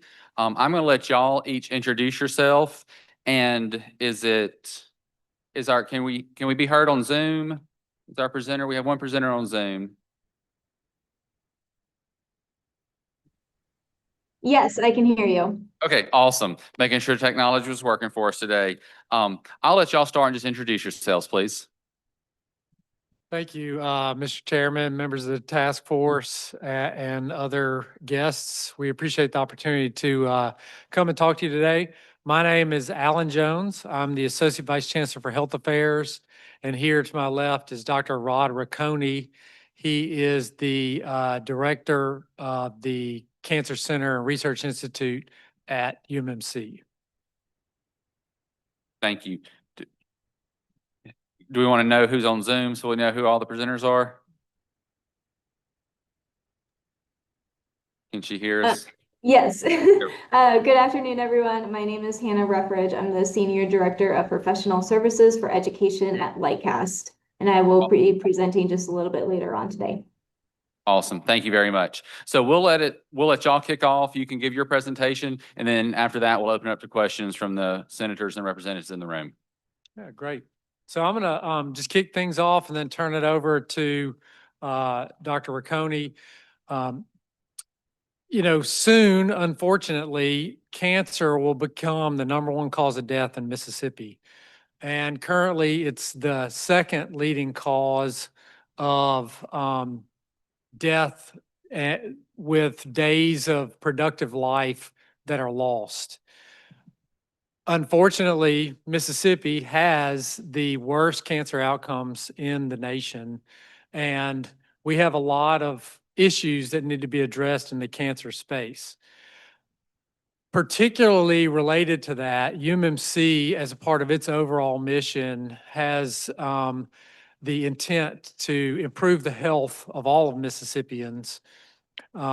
We look at several ways to do that. One is through healthcare, one is through education, and one is through research.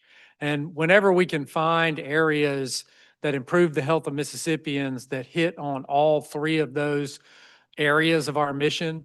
It's kind of the trifecta. So cancer care is really one of those areas that we really believe we can hit the trifecta in improving the overall health of Mississippi residents. We intend to do that with two programmatic ways. The first is to achieve something called NCI designation, that's National Cancer Institute designation. Dr. Riccone is going to talk more in depth about that. And the second is through programmatically having all of our cancer care under one roof in one building such that we can provide a multidisciplinary, comprehensive approach to the care of patients with cancer. And we know that through both of these mechanisms, data in the published literature shows that you will have improved outcomes in terms of both morbidity and mortality in cancer care by 25 to 35%. We believe we know we're the only organization in the state that can do this. And we believe it's our ethical imperative to make this a reality within the next 5 to 10 years.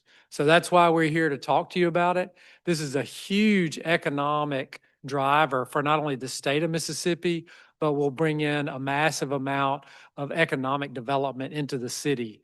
And we think it's very important to bring all the stakeholders together to rally support behind this. So Dr. Riccone's the expert in more of the granularity details of what we need to do to accomplish this. So I'm going to hand it over to him.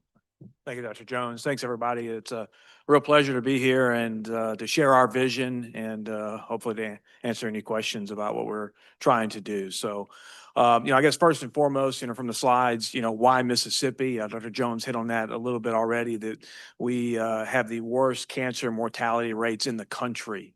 Compounding that, if you look at special populations, particularly Black men in the Mississippi Delta, there are 6 counties where Black men, their survival due to cancer is not only the worst in the country, but the worst in the world.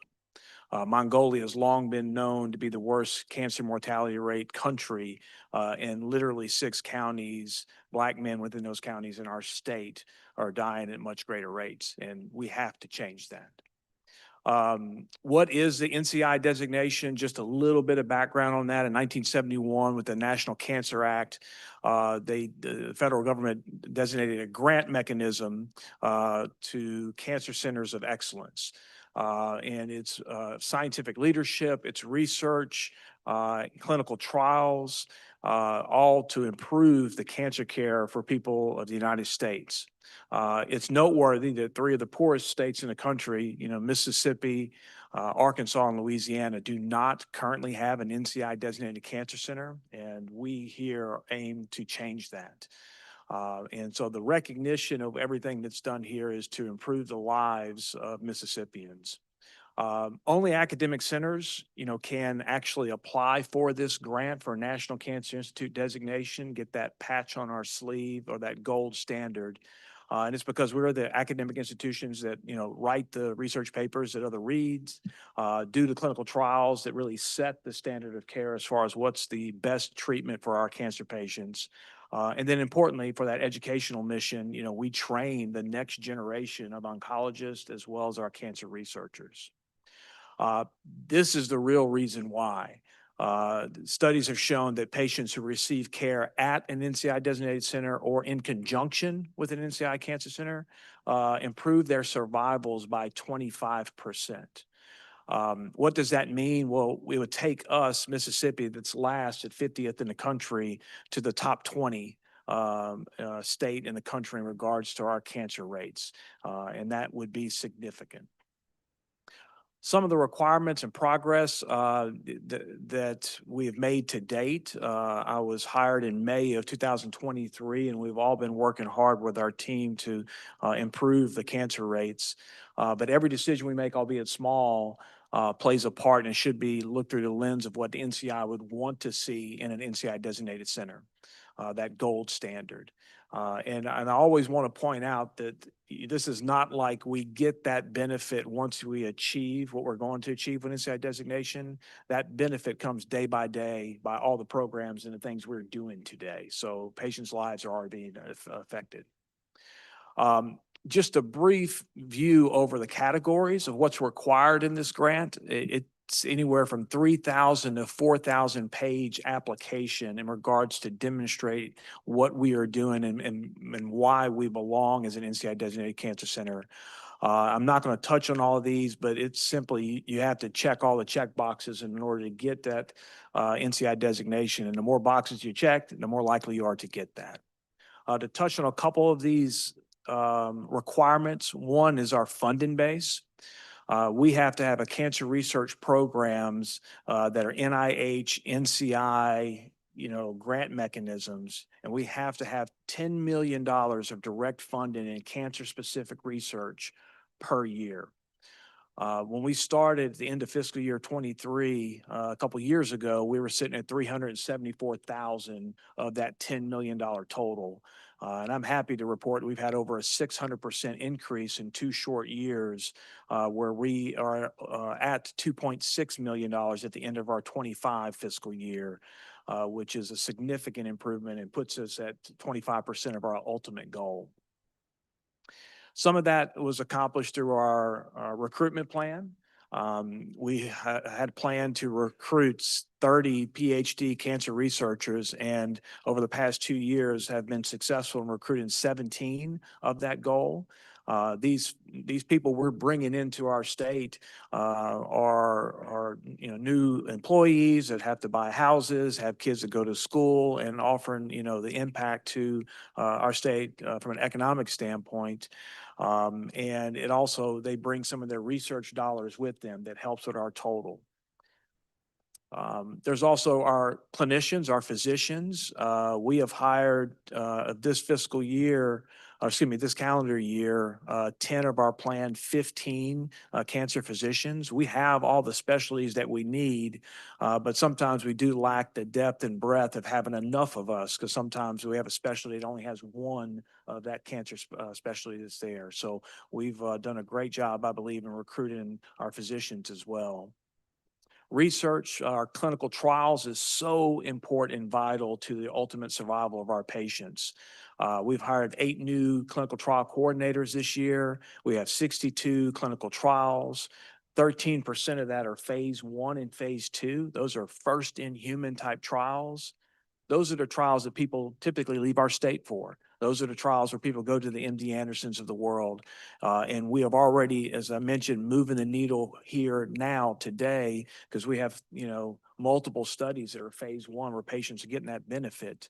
What is the benefit? There's a nice study recently published that patients, cancer patients that undergo treatment for a phase 1 or phase 2 trial adds approximately 7 months to their overall survival, which is a significant bump. I do want to touch on the cancer center building as well. That's one of our goals, is to build a building, and it's one of the requirements of an NCI designation is to have adequate space. And as Dr. Jones mentioned, have all of our cancer providers, our physicians, and our researchers in the same building. And so we have planned to build a 250,000 square foot cancer center across North State Street next to the Hope Lodge, if you guys know where the Hope Lodge is located. And the projected cost is anywhere from $250 to $300 million. To pay for that, our funding is, we have a $125 million capital campaign that's ongoing. Our first gift was earlier this year of $25 million from the Black family. And I'm pleased to announce that as of recently, we're at $88 million of that goal, and hope to achieve 100 by the end of our calendar year. Additionally, there's an ask $100 million for the state to go for this building, and $40 million from our federal government to help us round out. Anything beyond that will be through clinical revenue and revenue bonds. Because of all the new people, I do want to point out, we have other needs or space. We're renovating the 5th floor of the Translational Research Center. We got $2.8 million from NIST to be able to complete that shelled out space, to add labs for 6 or 7 new researchers that we are currently recruiting. And then also we have to expand our animal facilities in vivarium, which we're doing on the R wing 8th floor to expand the capabilities for our research. I do want to point out that, it takes a village and a lot of different entities in regards to help fund this, and our institutional commitment is there as well. We've received $17.7 million over the past 2 years to help with some of our radiation oncology equipment, some of the space for that, to make sure that we are providing top of the line, best in practice types of state-of-the-art machines that can provide the best level of radiation care to our patients. $3 to $5 million of operation expenses per year. I would be remiss not to mention that, we've had tobacco settlement money for $5 million a year from the state, and graciously was given additional appropriations for $4 million for the cancer operating budget, which has been extremely helpful in recruiting the people that we need. Lastly, just to touch on some of the programs and collaborations, one of our approaches was that I literally went across the state to meet with every cancer provider across our state to really ask, what do you need? What can we provide you guys on the front lines we have a lot of respect for? And it was not surprising they wanted educational services for their patients and staff, ease of referrals through telemedicine, clinical programs for patients, and also expanding clinical trials. And so taking that information, we were very purposeful in some of the grant applications, and we received the REACH grant from the Herring Foundation that does that. One of the programs within that REACH telemedicine program is prevent, to kind of help patients and prevent mild side effects due to chemotherapy from becoming severe. And we also developed a Survivor University program that helps with education for patients across our state for free, regardless of where they receive their care. Lastly, this slide just shows the level of collaboration. If you're looking at this slide, almost like a clock, starting at the 9 o'clock position, we have collaboration within our own institution, UMC, with multiple departments and multiple schools. At the 12 o'clock hour, we have collaborations across the state.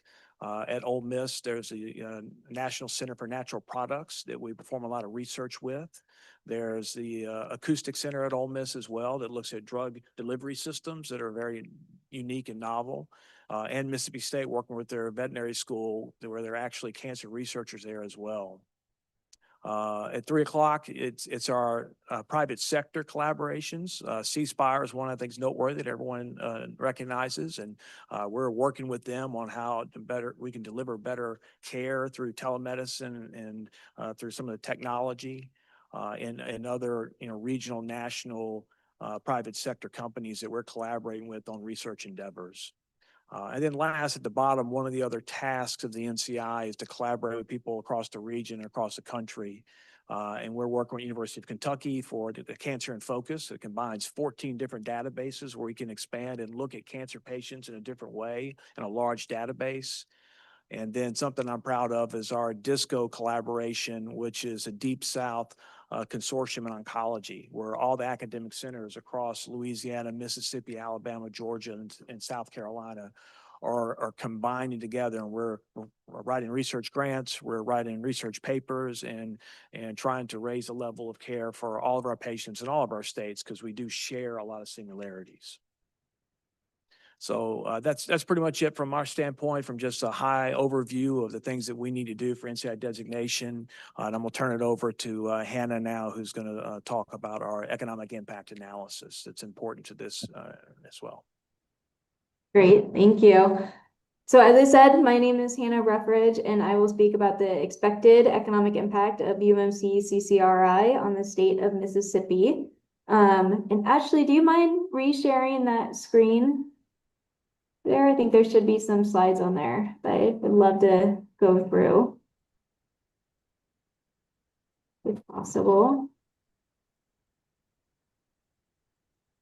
Thank you. So quickly, a little bit about Lightcast. We were previously known as MZ, but we have been conducting economic impact studies for colleges and universities for more than 25 years now. We've completed over 3,000 economic impact studies for higher education institutions. So we are very well known, especially across the education space in the United States. We are well known for our robust methodology that follows impact study best practices and our transparent reporting. Today, I'm going to discuss the statewide impact of UMMC CCRI on the Mississippi economy across the 10-year period, so fiscal year 2023 through fiscal year 2032. Next slide. So what is an economic impact study? When conducting an economic impact study, we are looking at how much economic activity will be added by UMMC CCRI and the growth of that economic activity over time towards NCI designation. So when we measure an impact, we actually break it out into 4 different types of smaller impacts. We have the capital spending impact. This is the short run impact because it measures the impact that will occur from the construction of the facility. This impact is large for being so short-lived. The other 3 impacts, operations, research, patient, and visitor spending, these are long run impacts, meaning they will continue to positively impact the state economy even after the years of this analysis. Next slide, please. In terms of timeline, so we start our analysis in fiscal year 2023. This is a base year. So this is before any NCI designation efforts began. In 2027 is when the construction will start. And so construction will start 2027, and we're expecting construction to end in fiscal year 2030. And the final year of this analysis is fiscal year 2032, which represents a 10-year period for the analysis. You want to go ahead and click through this slide, please? Yep. Great. So next slide. So before we go into the actual high-level methodology, let's talk about the high-level results first. Over the 10-year time period, the total expected economic impact from UMMC CCRI will be $1.9 billion in added income to the state economy. This is synonymous with gross state product that will be added during that 10-year time frame. On an annual basis, the impact is expected to grow more than 50% from $145.9 million in fiscal year 2023 before NCI designation efforts began to $218.7 million by fiscal year 2032. Now that you have an idea of some of the total results, let's dig a little bit deeper into how we actually arrived at these impact numbers. The first impact that we measured is the short run capital spending impact.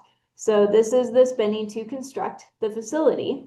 It's expected to occur from fiscal year 2027 to 2030. When this money is spent on contractors, on supplies, on materials, the businesses that UMC works with have to restock their supply shelves from their suppliers have to reach out to their suppliers, and there's that ripple or multiplier effect that we see down the supply chain. The total impact from spending on construction equipment and other capital expenditures came to $38.1 million across those 4 years. Keep in mind, like I said, this impact is in terms of added income, which is synonymous with gross state product. This is not in terms of sales or spending or output. So added income is the additional labor income going into people's pockets and business profits in the state as a result of the spending.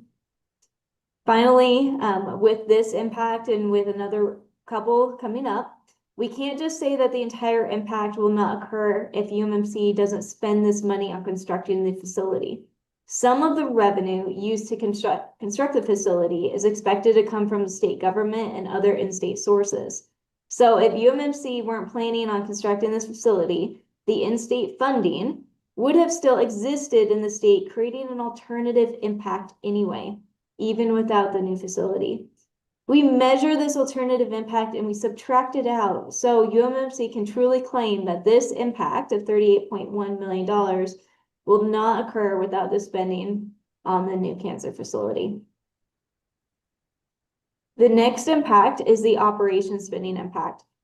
So the operation spending impact, we are looking at operating. So paying the employees, buying computers, chairs, lab equipment, all that has a positive impact on the state economy. Keep in mind that we measure the current impact of UMMC CCRI's operation spending starting in fiscal year 2023, and then how the increase in overall spending leading towards NCI designation will also increase the positive impact on the state as a whole. Again, we include the ripple or the multiplier effects, and we take into account that alternative impact that would have been created anyway from that in-state funding, even without UMMC CCRI. The total impact across this 10-year timeframe came to $1.5 billion. Again, this is across the entire 10-year timeframe. In terms of annually, that's an annual impact by fiscal year 2032 of $157.4 million in added income or gross state product. The next impact is the research spending impact. So the research spending impact is very similar to the operations spending impact. We are looking at the spending that is going specifically towards research. This growth, you can see there's a sharp incline in this graph, should come to no surprise, given that increase in research activities and spending that we saw earlier. The total impact on the state economy over the 10-year period came to $34.1 million. At an annual basis, this impact is expected to stabilize around 2031, so annually adding $6 million once stabilized. And the final impact is the patient and visitor spending impact. So this impact looks at the patients and their support, family and friends, and other visitors that are expected to come from outside the state. It also includes patients who are residents of Mississippi. And if UMMC CCRI did not exist or grow, these patients would have had to seek treatment from facilities outside the state. So when these people, whether they're from outside the state or they're residents of Mississippi and they're staying in the state for treatment at UMMC CCRI, they are spending money on, or keeping their money on accommodation, gas, restaurants. That money is being added or being retained within the state economy. So especially from the patients that are coming from outside the state, that is a completely new injection of money that is going to be within the state economy and spent at your in-state businesses. And you're helping to retain those in-state patients as well. So this, as you can see, it is expected to grow. So as UMMC CCRI starts increasing their activities towards NCI designation, and it will continue to grow even after the NCI designation as we expect. The total impact across a 10-year timeframe came to $40.7 million, or an annual impact of $55.3 million. And like I said, that $55.3 million annual impact is expected to likely grow even beyond this analysis. So if we sum together all these impacts, we arrive at a total impact across that 10-year period of $1.9 billion.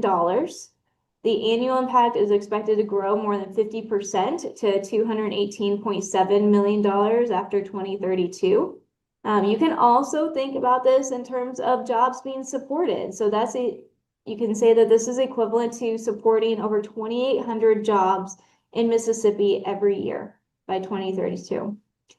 Overall, UMMC CCRI has a positive impact on the state economy, and this impact is expected to grow, not just after NCI designation, but the impact will grow with just the efforts and activities going towards NCI designation, as we can see. So thank you for your time today. Thank you. Mr. Chairman, just if I could wrap things up real quick. Absolutely. So just to emphasize, UMMC is a big place. We have a lot of priorities. 11,000 employees and 3,000 students and 7 health professional schools. But we have stated out loud that this is our #1 priority, and it will be for the next 5 to 7 years, or at least to the time at which we realize this strategic goal. At the core of that is improving patient outcomes. It will impact generations of Mississippians and surely everybody in this room when we achieve this designation and construct this building. But even beyond that, from the standpoint of legislators or appropriators or business development people, this has a major impact on the economy of the state and the economy of the city, and is a, you know, for lack of a better term, a no-brainer in terms of a investment and what the return on the investment will be, both for patients' lives and for the economy of Mississippi. So we appreciate your time today, and we're happy to answer any questions you all may have. Well, I know there's lots of watching on Zoom because I'm getting questions. But I'm gonna see if anybody in the room has questions that may answer some of the ones that are watching as well. Yes, sir.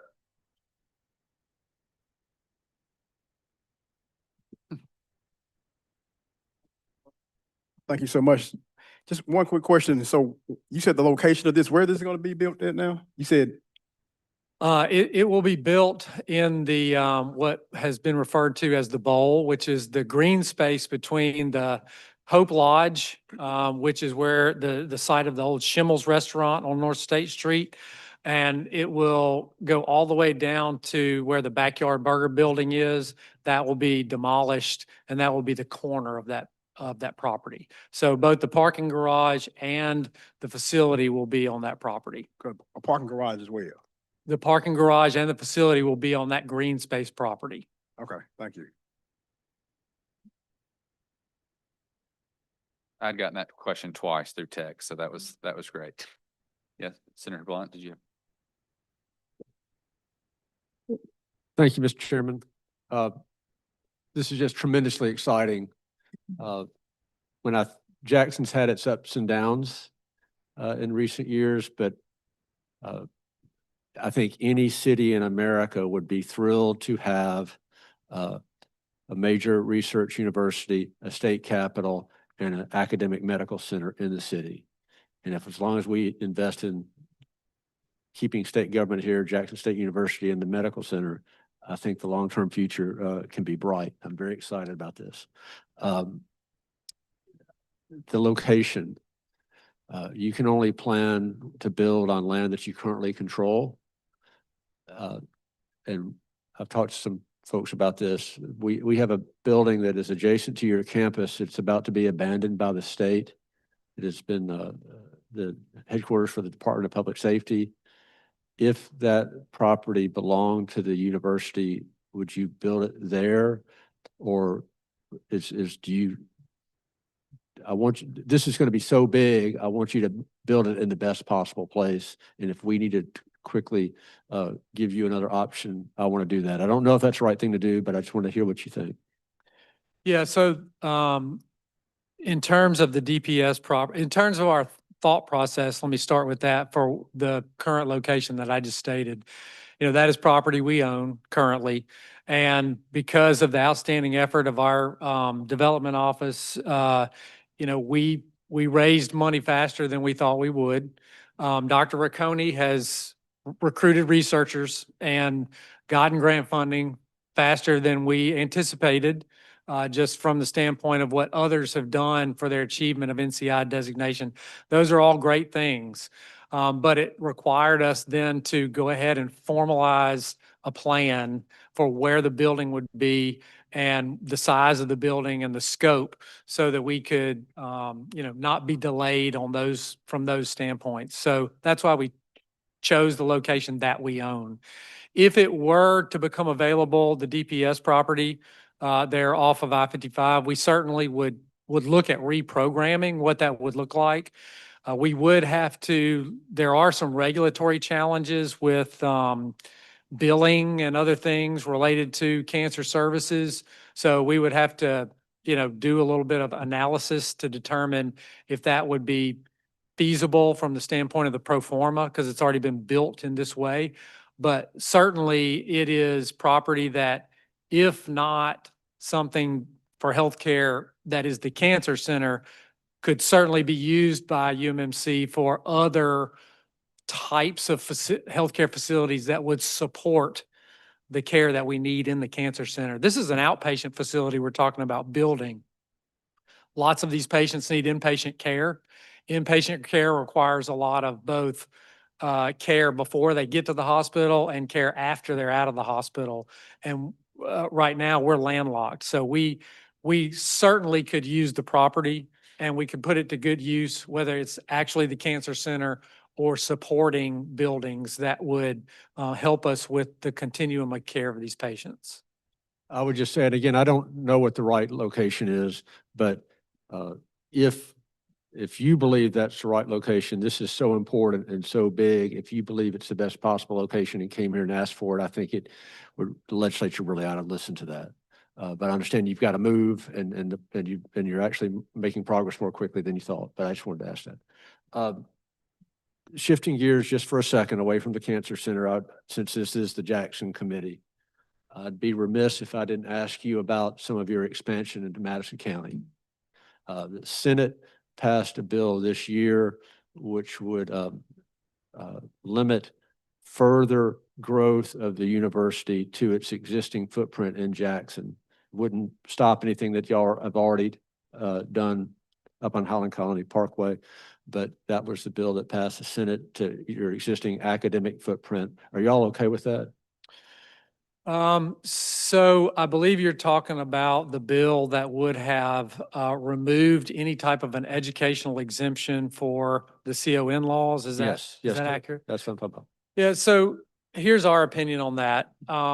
There's an existing pathway that we utilize that I believe others can utilize, that when there is a rational reason that you need facilities to educate health professionals for the future of Mississippi, that you can submit that and the Department of Health can determine if that is a educational need and if they can exempt from the current CON process to grant that. That's a mechanism that we use because we don't provide healthcare that's not associated with healthcare education. So it's effectively a blanket exemption for that reason. Pardon? It's effectively a blanket exemption for that reason.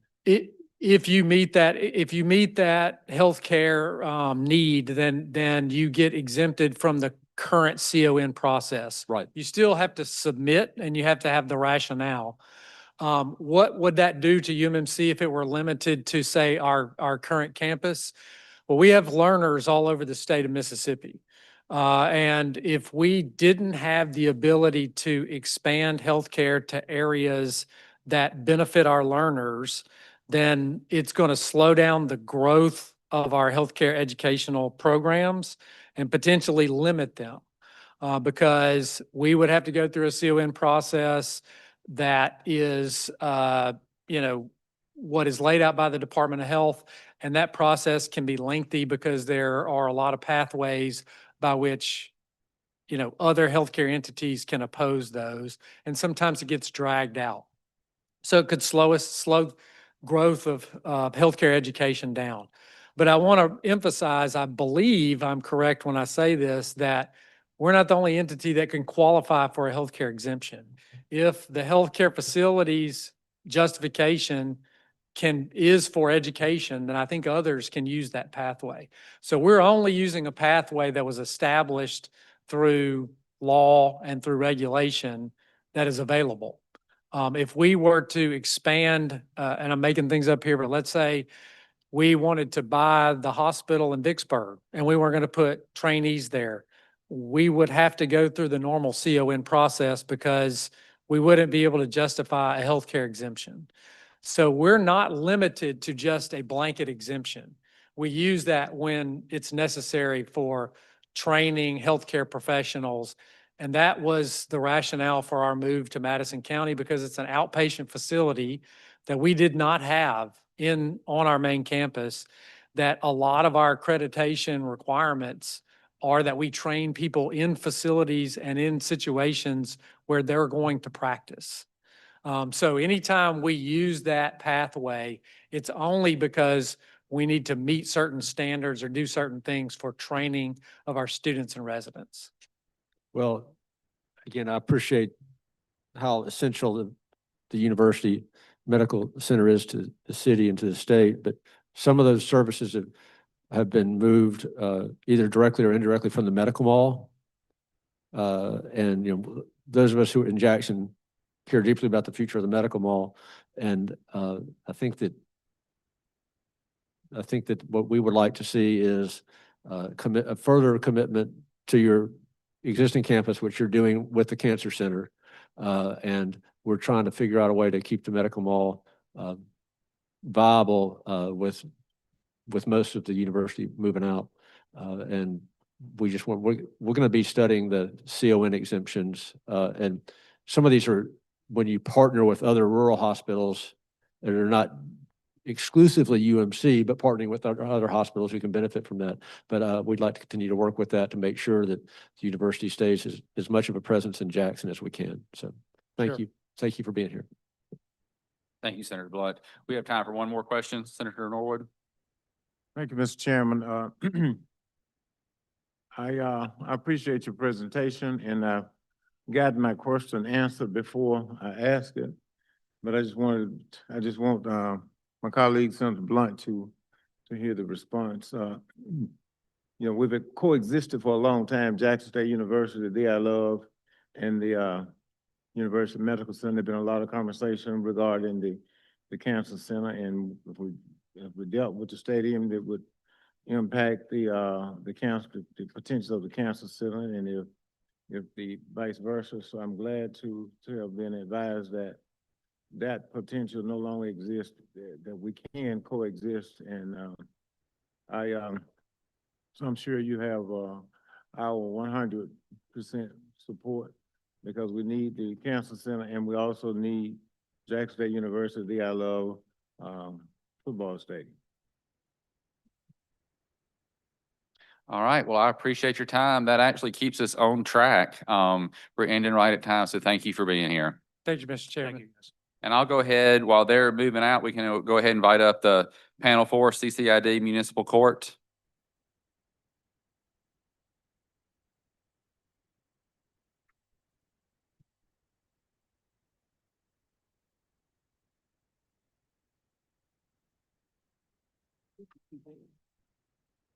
Looks like we have Judge James Holland and Stanley Alexander.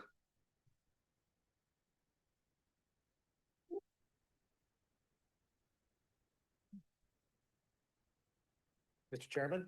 Yes, sir. Thank y'all for coming.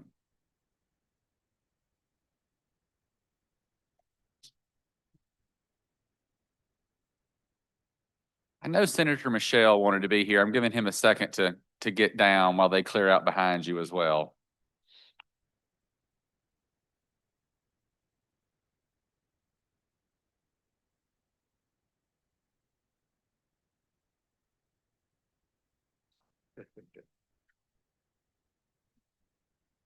Oh, can you say Jackson State without saying the I love? Oh, no. It all goes together.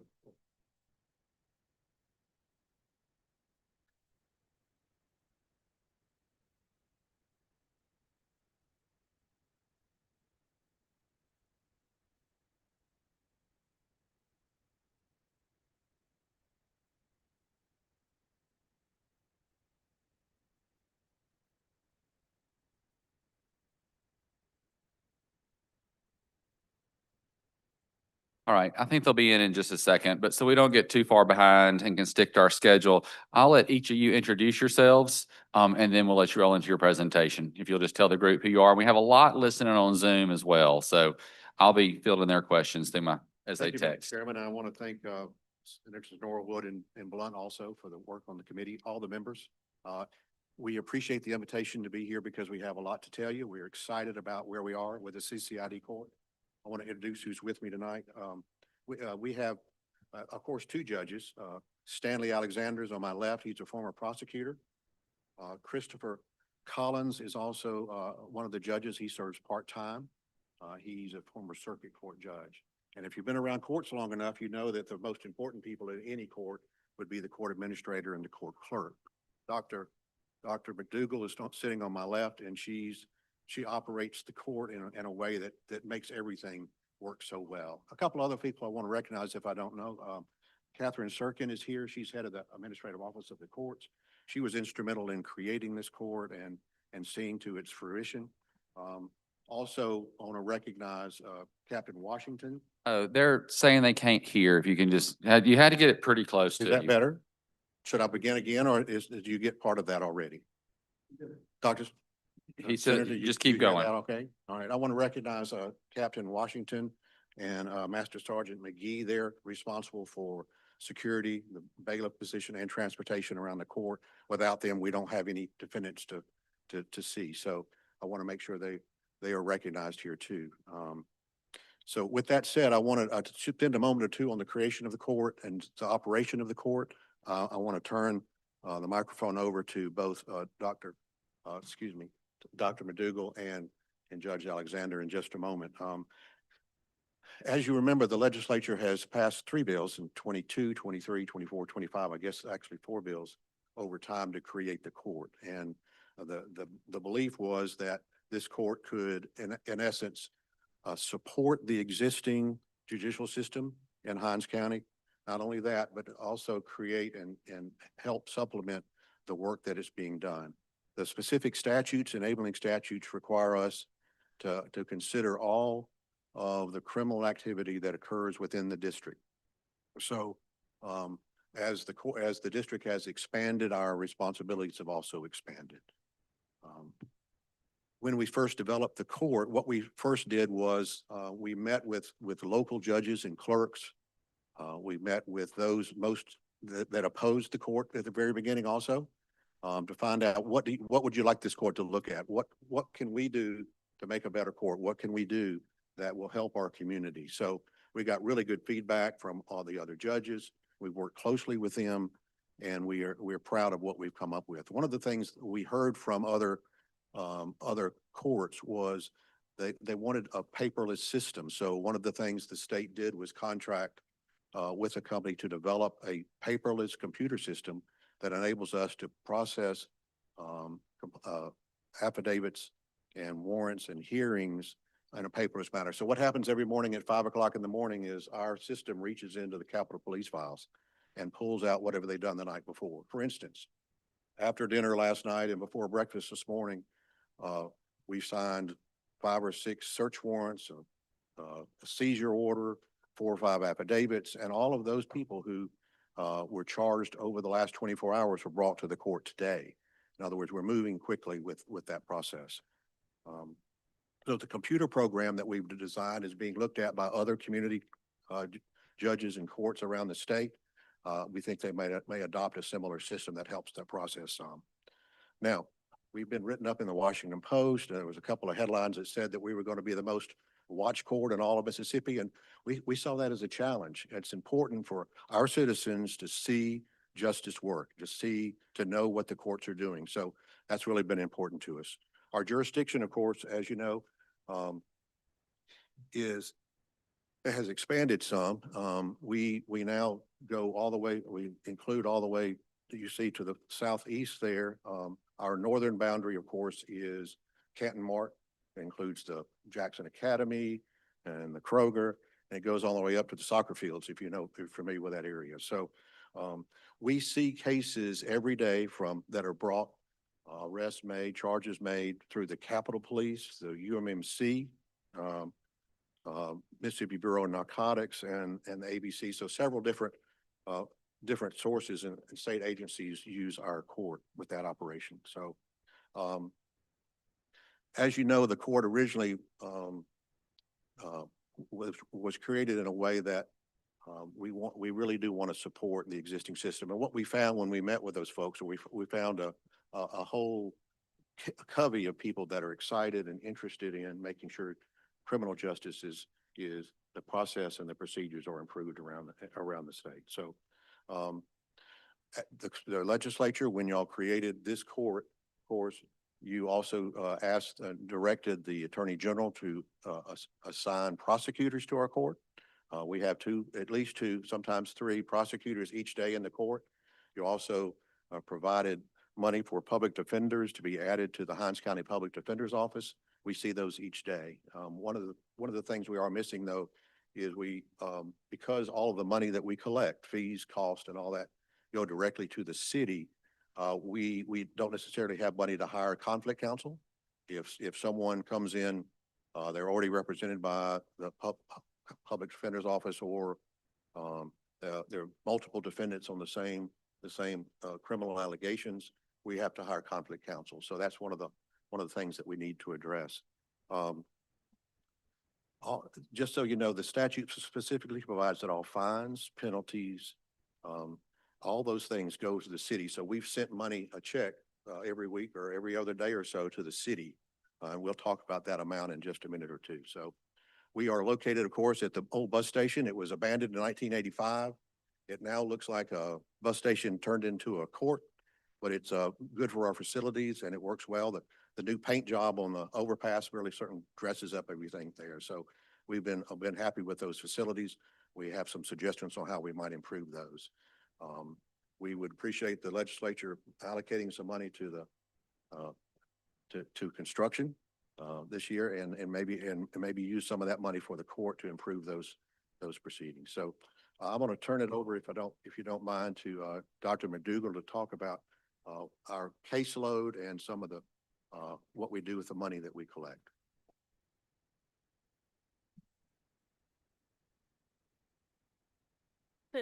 Since the start of the court back on January 27, 2025, we've taken in a total of 409 felony cases. Those felony cases come from Capitol Police and also from NBN and ABC. With those cases, we also do preliminary hearings on some of those cases, depending on if it's a violent crime, it's automatically transferred to Hinds County.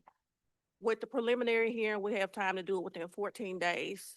My typical turnaround is in 7 days. I'm trying to do it within, if not the same week, the following week, we're having a preliminary hearing on felony cases. Misdemeanors, we've had approximately 618 misdemeanor cases. With trials, misdemeanor trials, we actually do a turnaround. If not, in a few days, I have an actual misdemeanor trial set for in the morning. So, and we heard that today. So the turnaround time is pretty quick for us when setting up a trial. If we can get in touch with our victim, depending on what type of case it is, we're doing it within a good time frame. Traffic citations that come in daily. I get all traffic citations at 5 in the morning. They're electronic, they hit the system, we put them on. They typically come to court within 6 weeks. And a lot of times we get our defendants to come to court. A lot of times they doesn't come until we actually send them a 90-day letter, and then we get them to come to court. The money that we've taken in is deposited into the bank every day.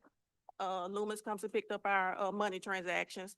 We've taken in a total, since we started taking in money back in March, $165,227. So that's coming from fines and fees collected and everything, and that's all deposited into the city of Jackson's account.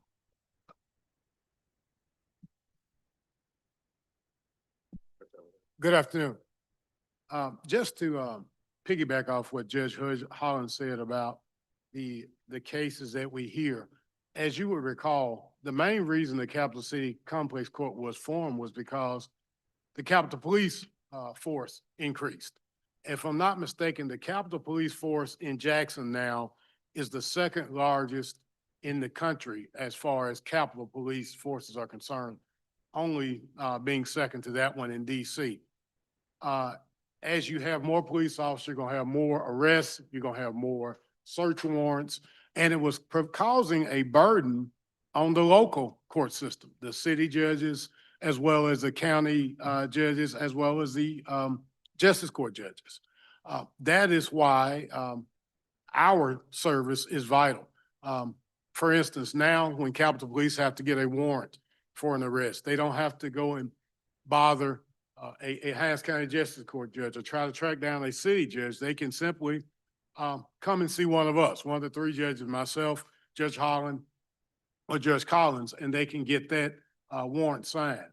But more importantly, like Dr. McDougall just said, people get speedy justice in our court.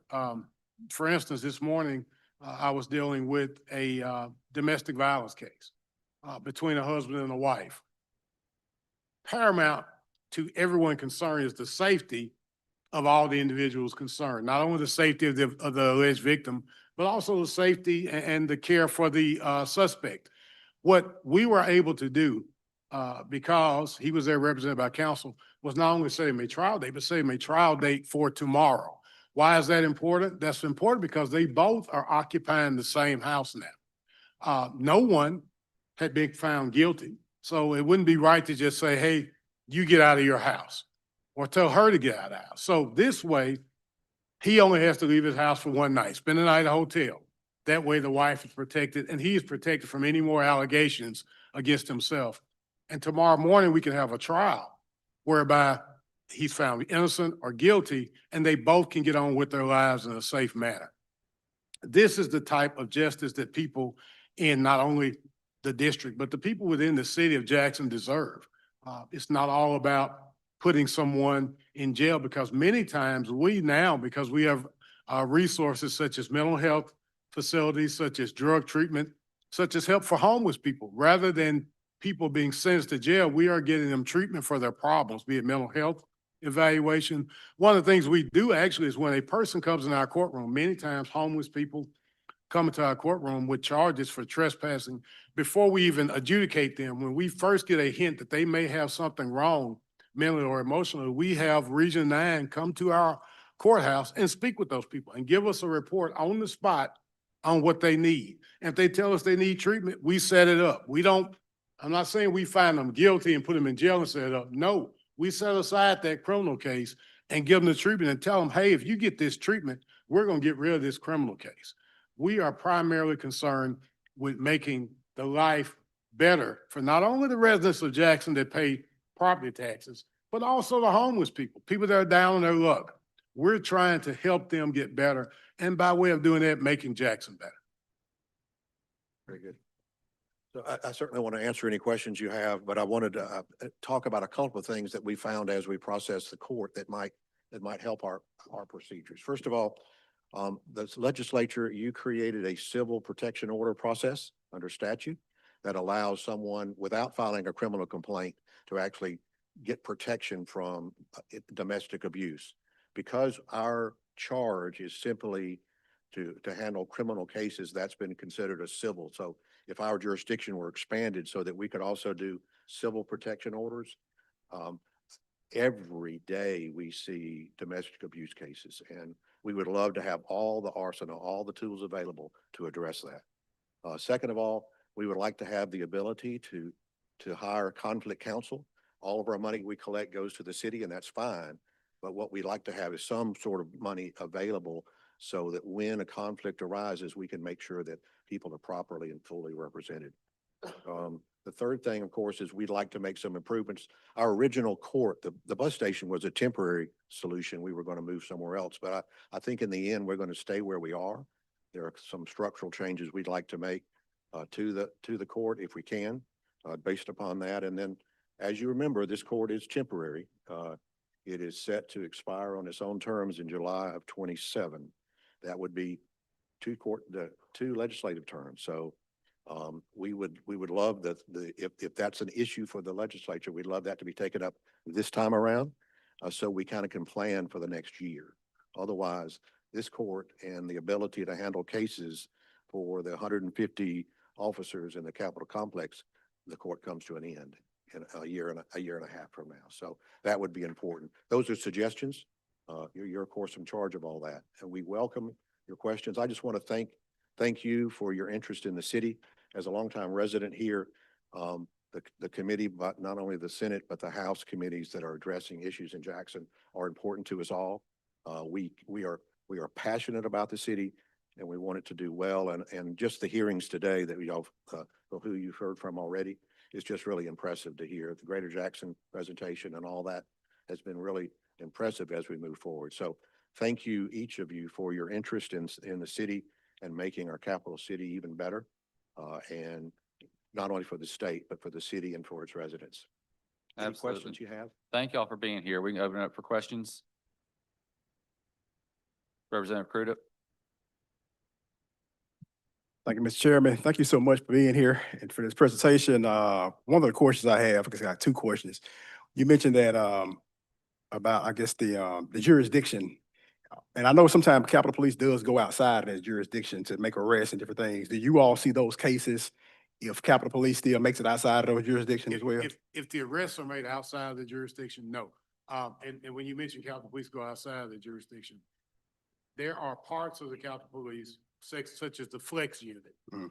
They go outside of the actual, Capitol complex and make arrests. Those cases will still have to go through either the county court or the city court, depending on where the arrests take place. But no, we, as a court, can only hear cases that take place within the Capitol Complex Improvement District. Okay. Second question, I know we talked about, I guess, the permitting process dealing with, I guess the legislation we passed around, solicitation, panhandling. Is that, I guess, I know I said that was gonna be done as far as the permitting process. They seeing through y'all court or somewhere else? If the violation of that statute, of the permit process occurs within the district, it will come through our court because it's a misdemeanor. Do y'all issue the permit or that's through the? Not yet. No, we're not issuing permits. That has not come to us yet. So the Capitol Police will be the actual, the permitting agency. They're Right. setting that up now and I'm reading the paper like y'all are, but what I read yesterday again is that they're setting the process up. The permits will be provided by the Capitol Police online or in person, I think. We would only handle any alleged violation of that, and those people would be brought before us, and we'd follow the law that you passed. Okay, thank you. Senator Norwood. Thank you, Mr. Chairman. $165,000. Could you tell us a little bit about that? Just given to the city of Jackson? Are there any stipulations? No stipulations. That's all coming from fines, fees, traffic tickets, the, simple assault charges. That's all the fees we collected and we deposited into the city's account. And this is as of that date? Yes, last week. So if we inquire about it now, we should be able to get some answers, right? From the city of Jackson, not from us, because we don't. The legislation. Right, from the city of Jackson, yeah. Yes. Everything we do, all the money we collect, fines, fees, costs, whatever, goes straight to the city. And so it's a pass through completely, and we have no money. Okay. Now, let me ask you,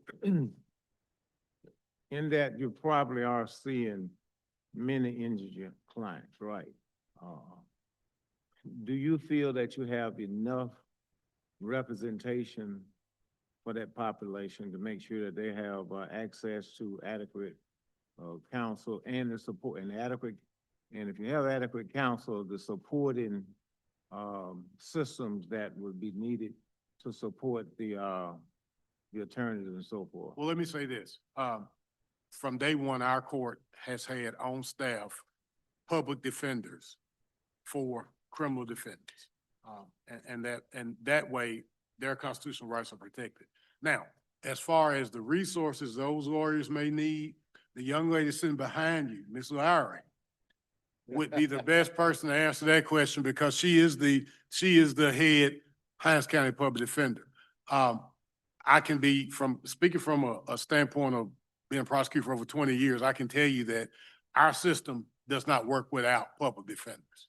They have to have resources. They have to have what they need to be able to represent their clients effectively.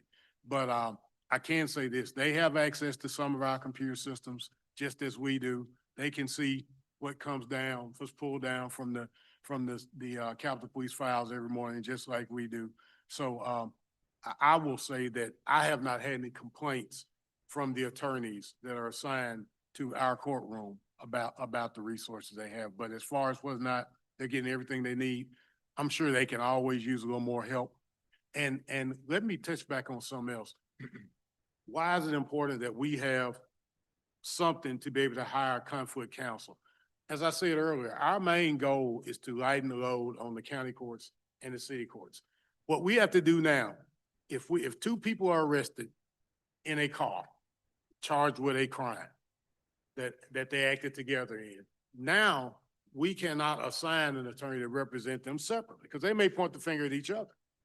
Now what we have to do, rather than fulfilling our obligation and relieving that burden off the county court, we now have to transfer that case to the county because the county has resources to be able to appoint special counsel or outside counsel. We don't.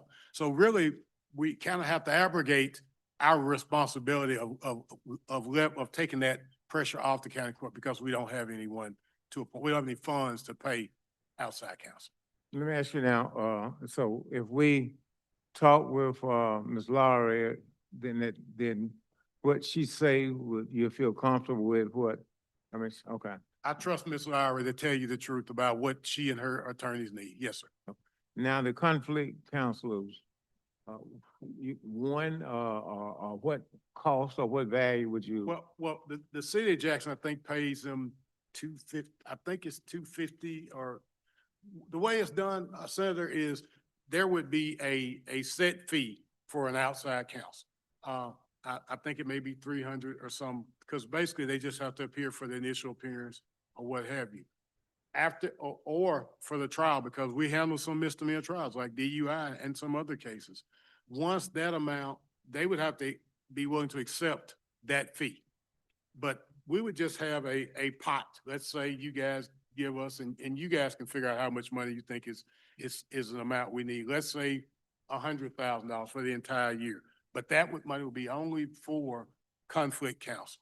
And that way we could hire, and we'd have a list of conflict counsel, and we'd go down the list and pick one out and say, hey, will you represent this guy in this DUI case or this shoplifting case? That way we won't have to just transfer it over. That money won't be for us. We won't be able to touch it. It will be just for the conflict counsel.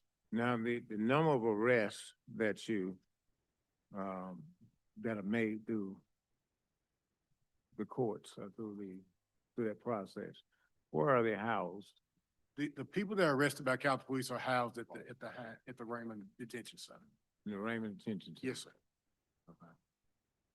And I mean, I like the idea of the speedy, process that you, because I was told that we had someone at Raymond that had been there since 2018. Okay, those are probably, and I'm just guessing, those are probably pre-indicted people.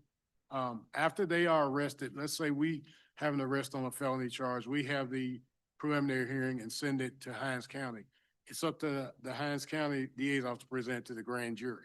Once it's presented to the grand jury and indicted, then that case goes on the active circuit court docket. The problem is sometimes cases don't get presented to the grand jury fast enough, and then those people languish.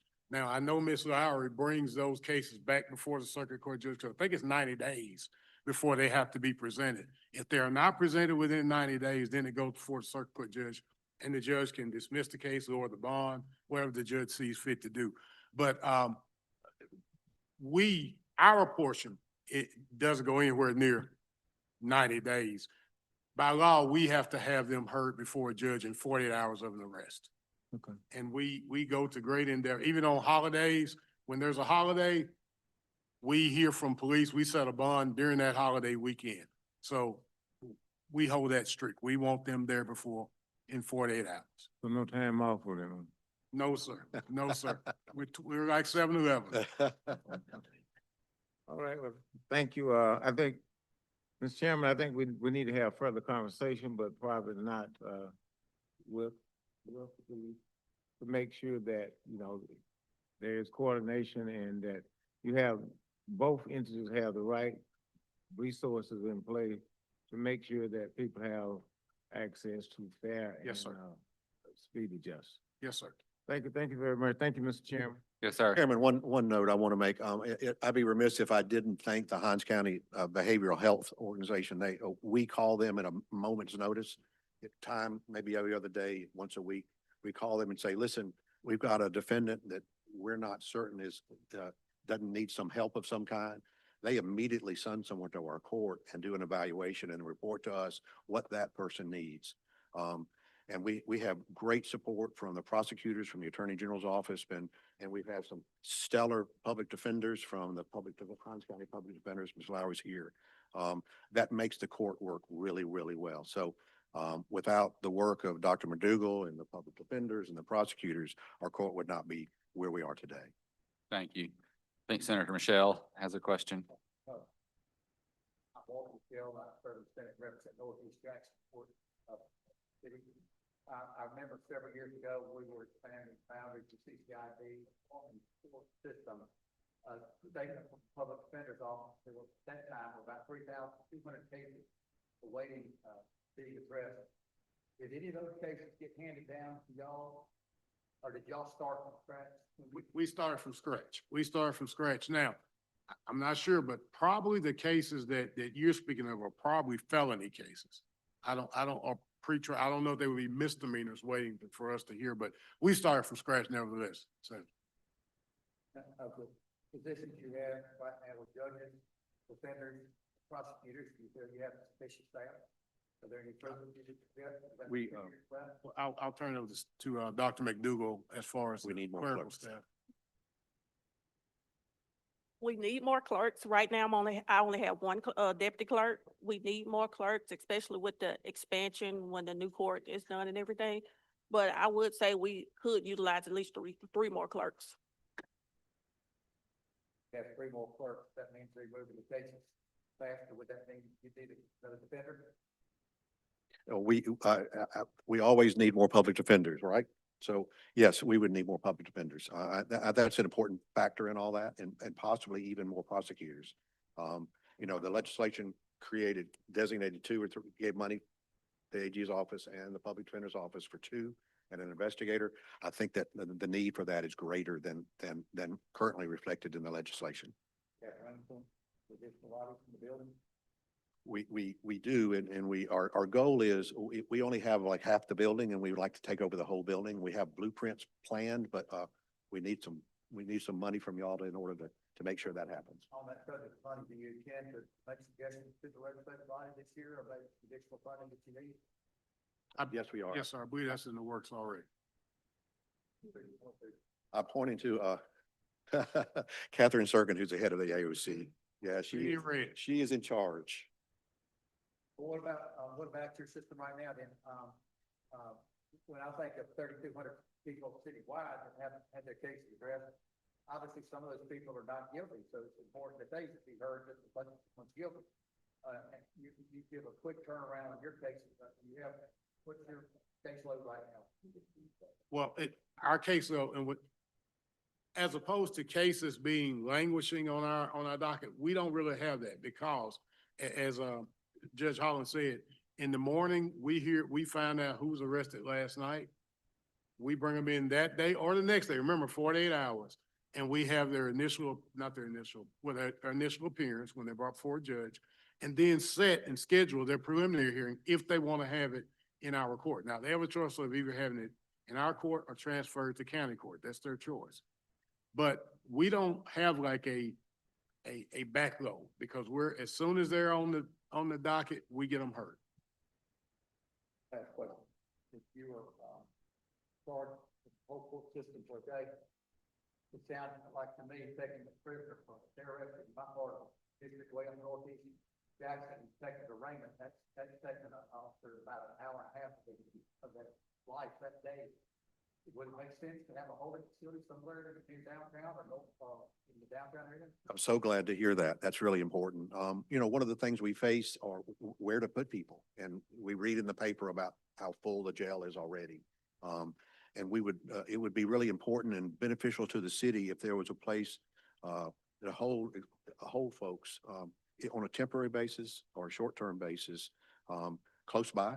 It doesn't have to be close by, just somewhere that's available. I mean, we know, we all read what's in the paper about the jail. I mean, they're doing the best they can with what they've got.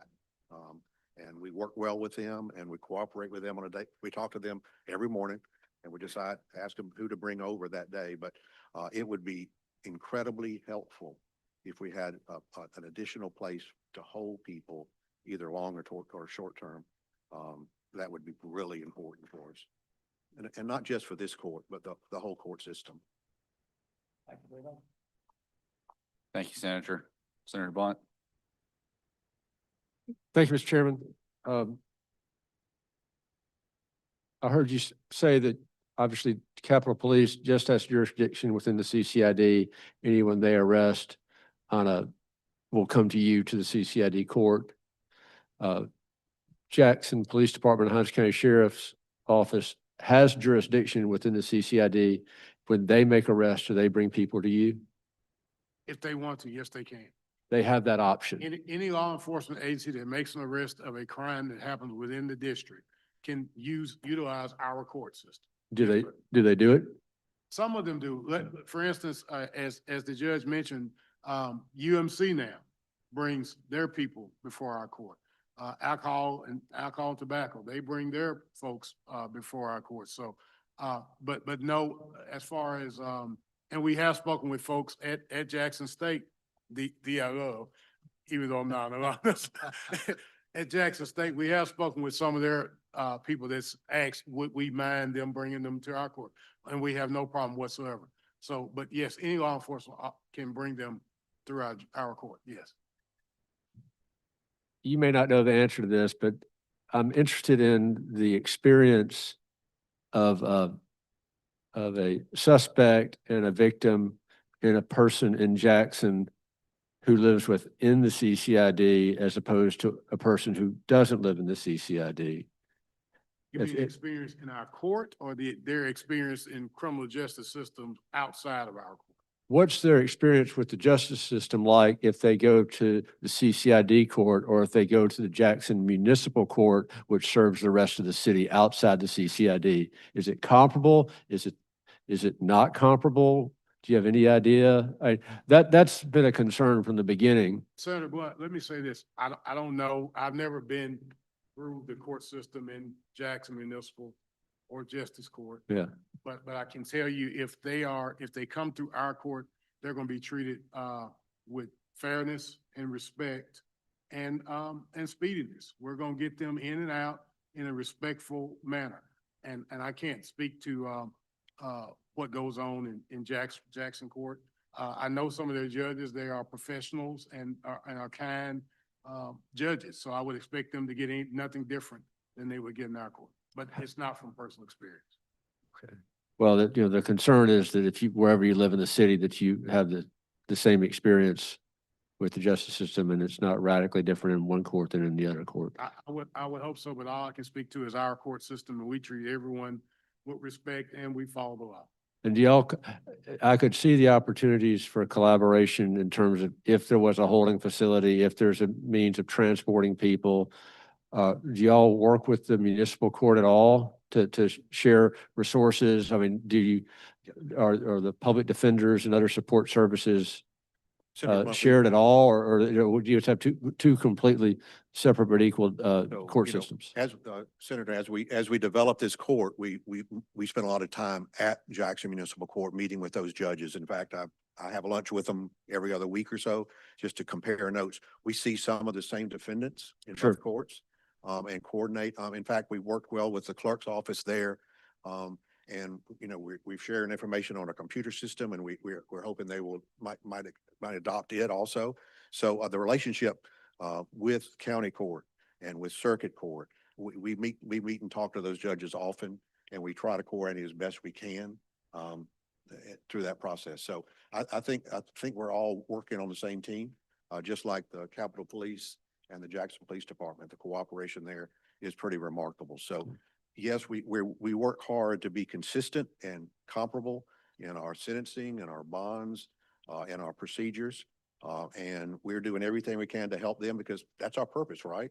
To support them and to supplement what they're doing. So yes. Okay. Thank you. Do you have another question, Senator Norwood? Follow up. Noticed a lot of the individuals that you have been arrested in the complex they have been youth, teenagers.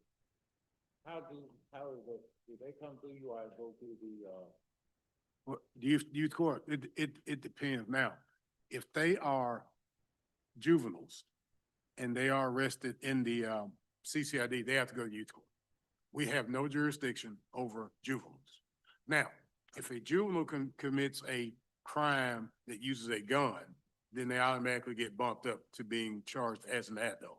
Now, that person, then that juvenile who was deemed an adult because they used a gun would then come through the CCID court, just as they would go through Jackson Municipal Court or Justice Court. Now we got a report. I was talking to one of the judges about the number of individuals that they have at Henry Young. Do you know how many that have come through CCID I have not sent, you mean houses as far as sentenced or? We haven't gotten that many juveniles. Most of the juveniles we get are for traffic citations. As far as committing crimes, no, sir, we haven't gotten very many. What's that? About three. Yeah, we don't get very many juveniles. See, when officers arrest a juvenile, they know immediately to take them to Henry Young, to youth court, because we don't have jurisdiction of them. I guess, because I was thinking that in particular, you had what, a rash of burglaries, I think that took place up there. Was it auto burglaries or something, or what? If that, see, that's a perfect example. If that happened and they made an arrest and they were juveniles, they would have went to youth court. They would have never, we would have never seen it. Yes, sir. Do we have any other questions? He's already asked. Okay. Well, if we don't have any other questions, we're gonna be done. And I've had a few people ask for a bathroom break. We're gonna take 5 minutes. If you will come back in, we'll take a 5-minute bathroom break and then we'll kick back off.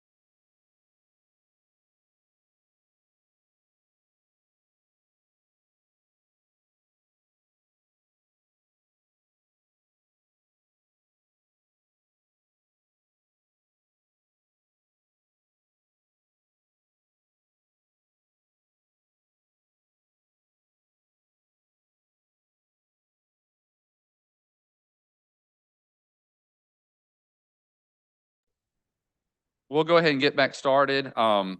This is gonna be the best panel of the day because their director is related to me. So, we're very excited about that. So I'm gonna just let you introduce yourself and who you have with you, and then you can just roll into your presentation and we'll ask questions at the end. Perfect. Thank you. Can you all hear me? Yes, ma'am. I'm Betsy Bradley. I'm the director of the Mississippi Museum of Art, and I have with me Christy Jones, who is a volunteer board member, former board chair, and the board chair of our master planning process, which I want to talk to you about today. So in case you don't know, even though it sounds like we're a state agency, the Mississippi Museum of Art is a private 501c3 organization. We do have a statewide and a public mission, however. We were founded in 1911. We became a professional museum in 1978, and we're in the building that was part of the city of Jackson's commitment to arts and culture when they built what is now Thalia Hall and the Art Museum. We, excuse me, moved into a new building in downtown Jackson in 2007. That campaign was the effort of mostly private funding, but some public, state, and federal money as well. We are the stewards of 6,500 objects in our permanent collection. We have a trustee who likes to say that we are the repository of the state's cultural story, the story about who we are. And we are great partners with the two history museums because we like to embed our exhibitions of artwork in the context of what has happened in Mississippi, but also through individual artistic expression, be able to discuss what it all means, what it means to individuals. And of course, the Art Garden opened in 2011. So again, we are an organization that raises its budget mostly privately every year. But there are many years when the state has supported us through special project money, and we appreciate that. Our statewide mission is demonstrated by this map where you can see what's going on. Let me find a cough drop here. Thank you. Where you can see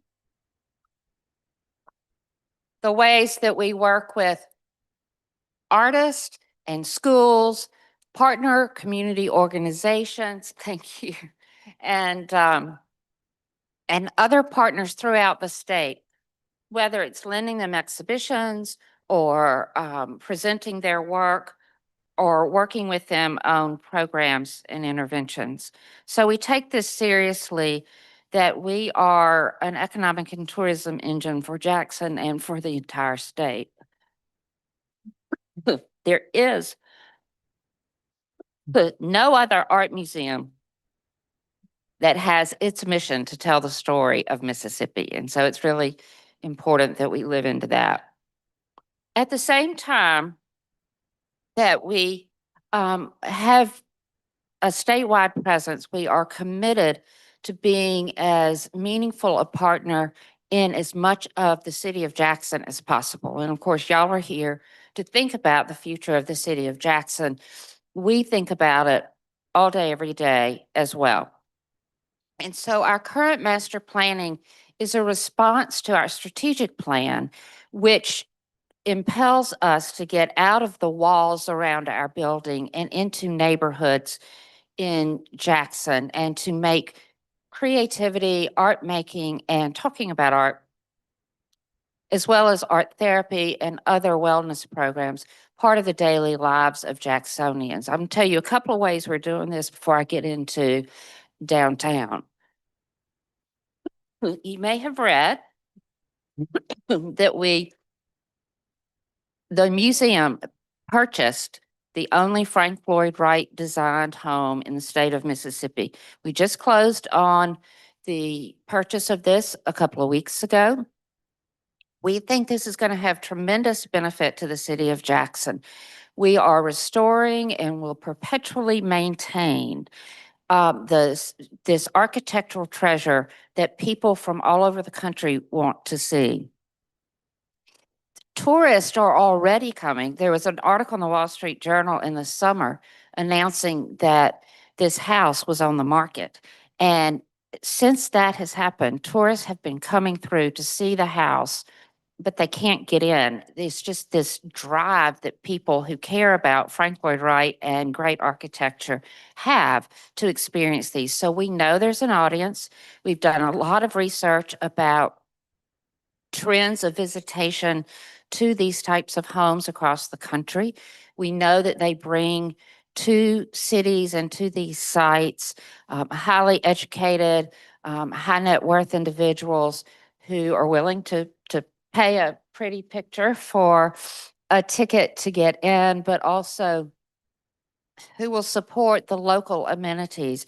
So this home is in the Woodland Hills neighborhood, which is part of Fondren.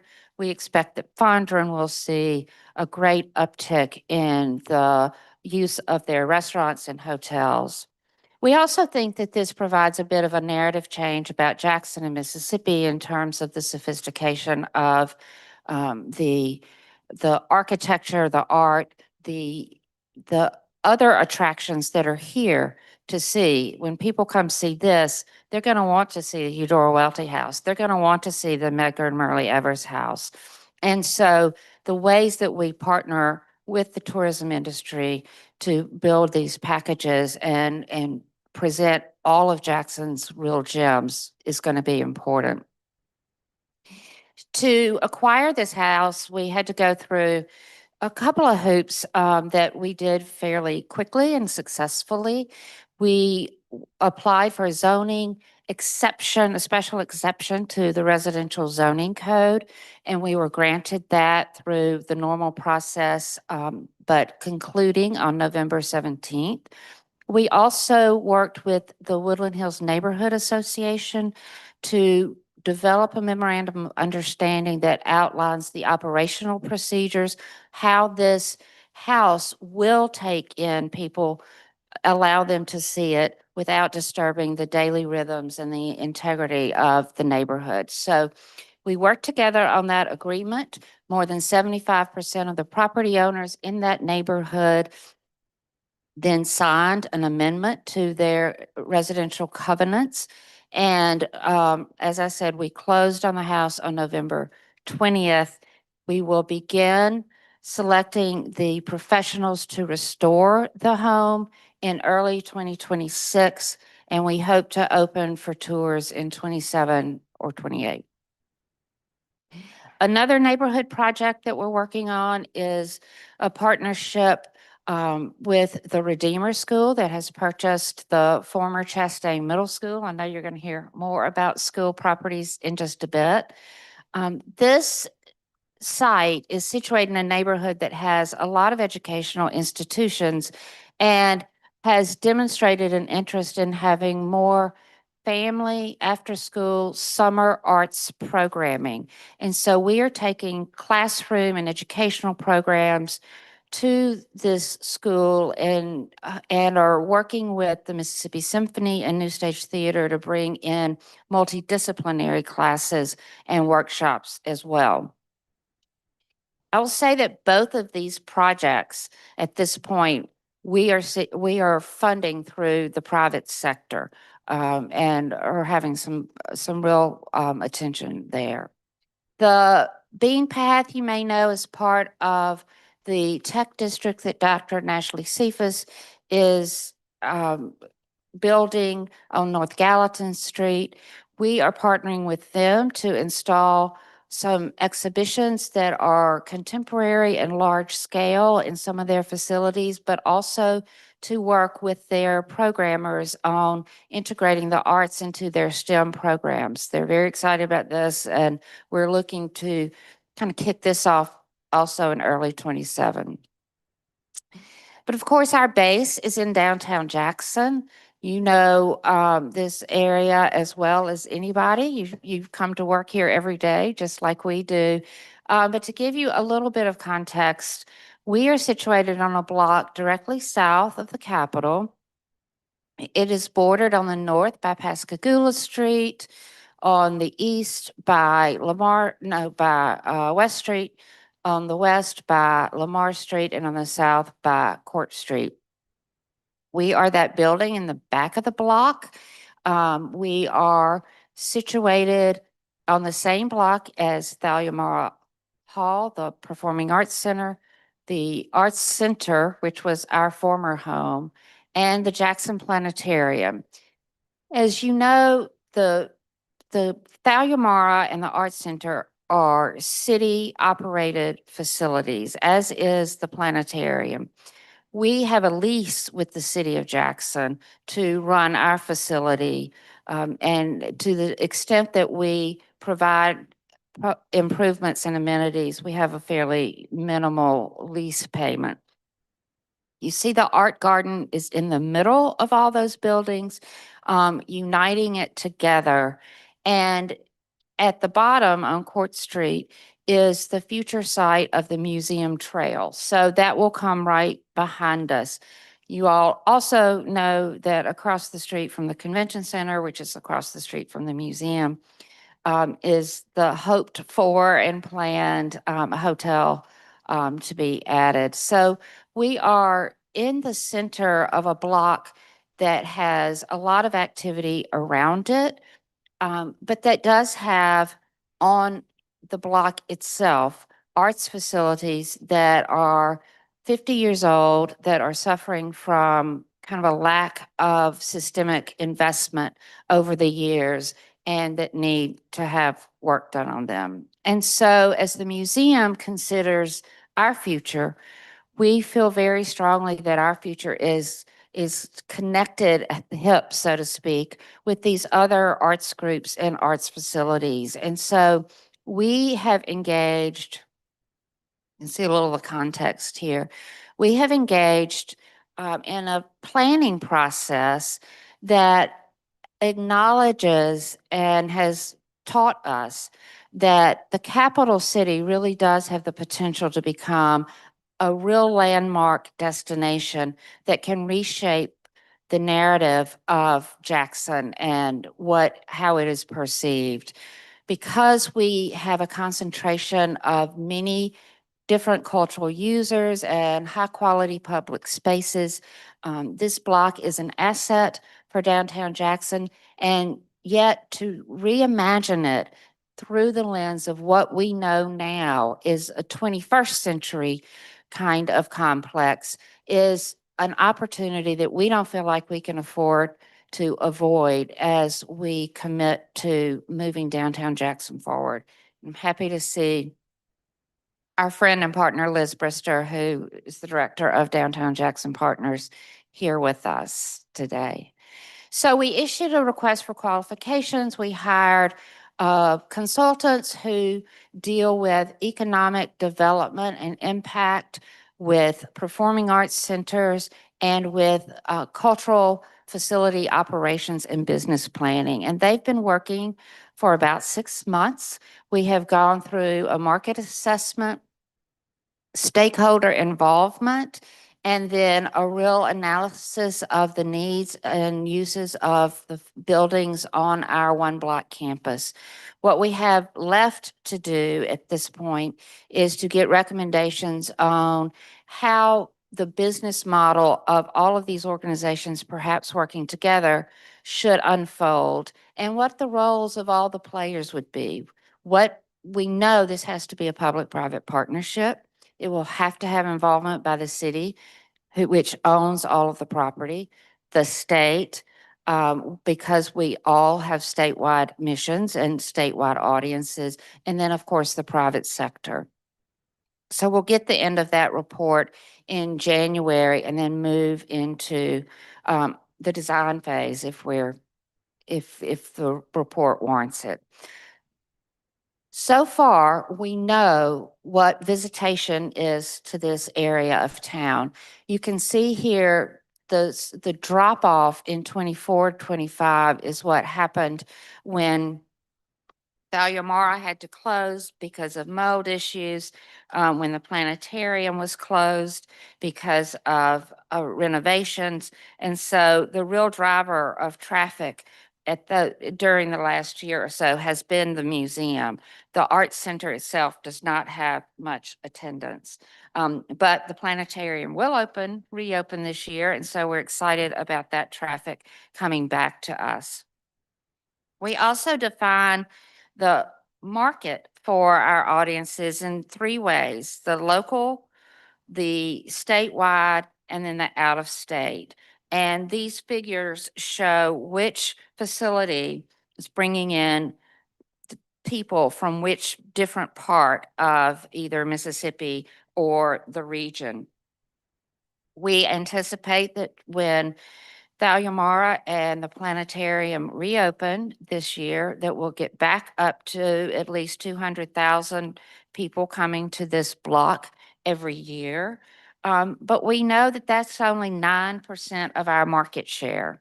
And so what we are working with these consultants to do is to talk about what our capture rate of our audience is now, what it can be, and how we get there. We have determined, or they have determined, that we could bring as many as 500,000 people to downtown Jackson on an annual basis to participate in activities on our campus. So we do have a real opportunity to attract and serve more people, to serve as a stronger community magnet and hub for Jackson, and to become a statewide anchor of arts and cultural activity. This map shows you the arts vibrancy by county in Mississippi. So you can see that in addition to the Delta, where there's a lot of music tourism, that the capital city area is the one that produces the highest arts participation in the state, and has the potential, because of the density of arts organizations, museums, and individual artists, to build that even more. So at this point, the consultant looked at what we have all learned through the ways that people participate in the arts since the pandemic, because the world shifted in entertainment and leisure activity during the pandemic and during 2020. We know that we have to build our audiences in a different way. We have to be intentional about outreach. We have to have robust partnerships. We have to recognize that art forms are changing and expanding, that contemporary art is larger in scale than it's ever been before, that it requires new spaces than it ever has before, and that the relationships between the disciplines, music, art, dance, drama, creativity, maker spaces, cultural heritage, culinary arts, are building relationships with each others in ways that are seamless and not so siloed anymore. We have to also reconsider how exhibition content is developed. We have to be more sophisticated about our pricing strategies. We have to integrate digital tools more effectively. We have to be community centers, create community in ways that build relationships between different demographics, age, racially, and socioeconomically. And we have to live into our identity as community third spaces and places for relaxation, wellness, and meaning making. So then we turn to look at, compare what we know and what our audience says with what the users of these buildings say. This is a lot of words, so don't worry about it. It's just taking apart the buildings themselves and really assessing what the users say needs to happen. The Art Center, for example, needs expanded and redesigned rehearsal space. It needs, the Museum of Muslim Cultures needs more space. It needs a mid-sized theater, and it really, really needs place management and activation. It really needs more activity happening all the time. Thalia Mara Hall, you know, all the issues that have emerged from opening up Thalia Mara and doing some work there. But there are also just issues around acoustics, the size of the theater, the back of hall space, and the sight lines, very specific things that make the experience of a person sitting in the seat in Thalia Mara Hall or performing on the stage not ideal. It's 50 years old. It hasn't been updated. So, except for some cosmetic work that was done on it for the IBC. We also know that Thalia Mara is a real symbol of urban design and public space making, and that we really need to live into that. The museum building, we need more flexible and multi-use space. We also need a small 200 to 400 seat theater for film, for lectures, for programs.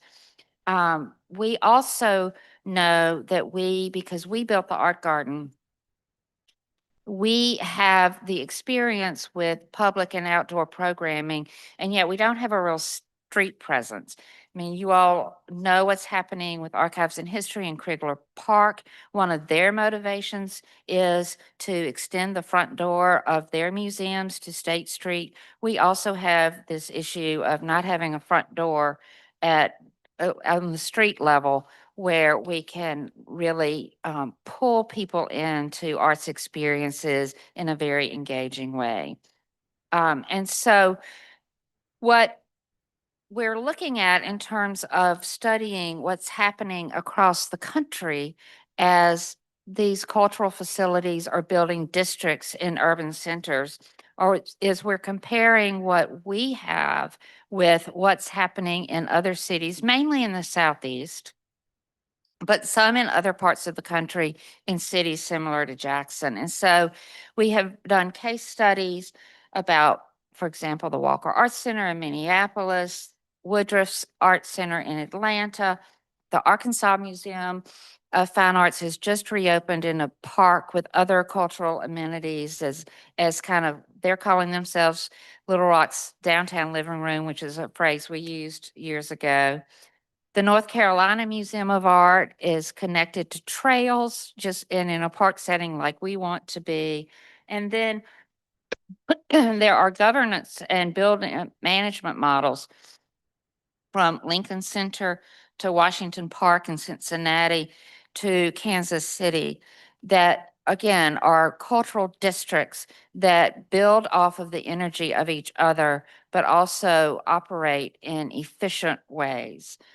So as we tear these kind of other spaces down into some of the stats about them, we learn their facility sizes, how much revenue they bring in, how much revenue they earn versus what is contributed, what their attendance is, and how their attendance compares to the population within a 30-minute drive. So we can better set benchmarks for ourselves as we try to grow our programming and our presence in downtown Jackson.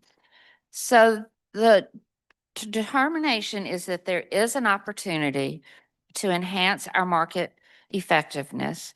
What we have to do is rate ourselves according to these best standards on a scorecard. What we have learned is that most of these standards that really make cultural districts succeed are not being adequately met by the buildings on our block.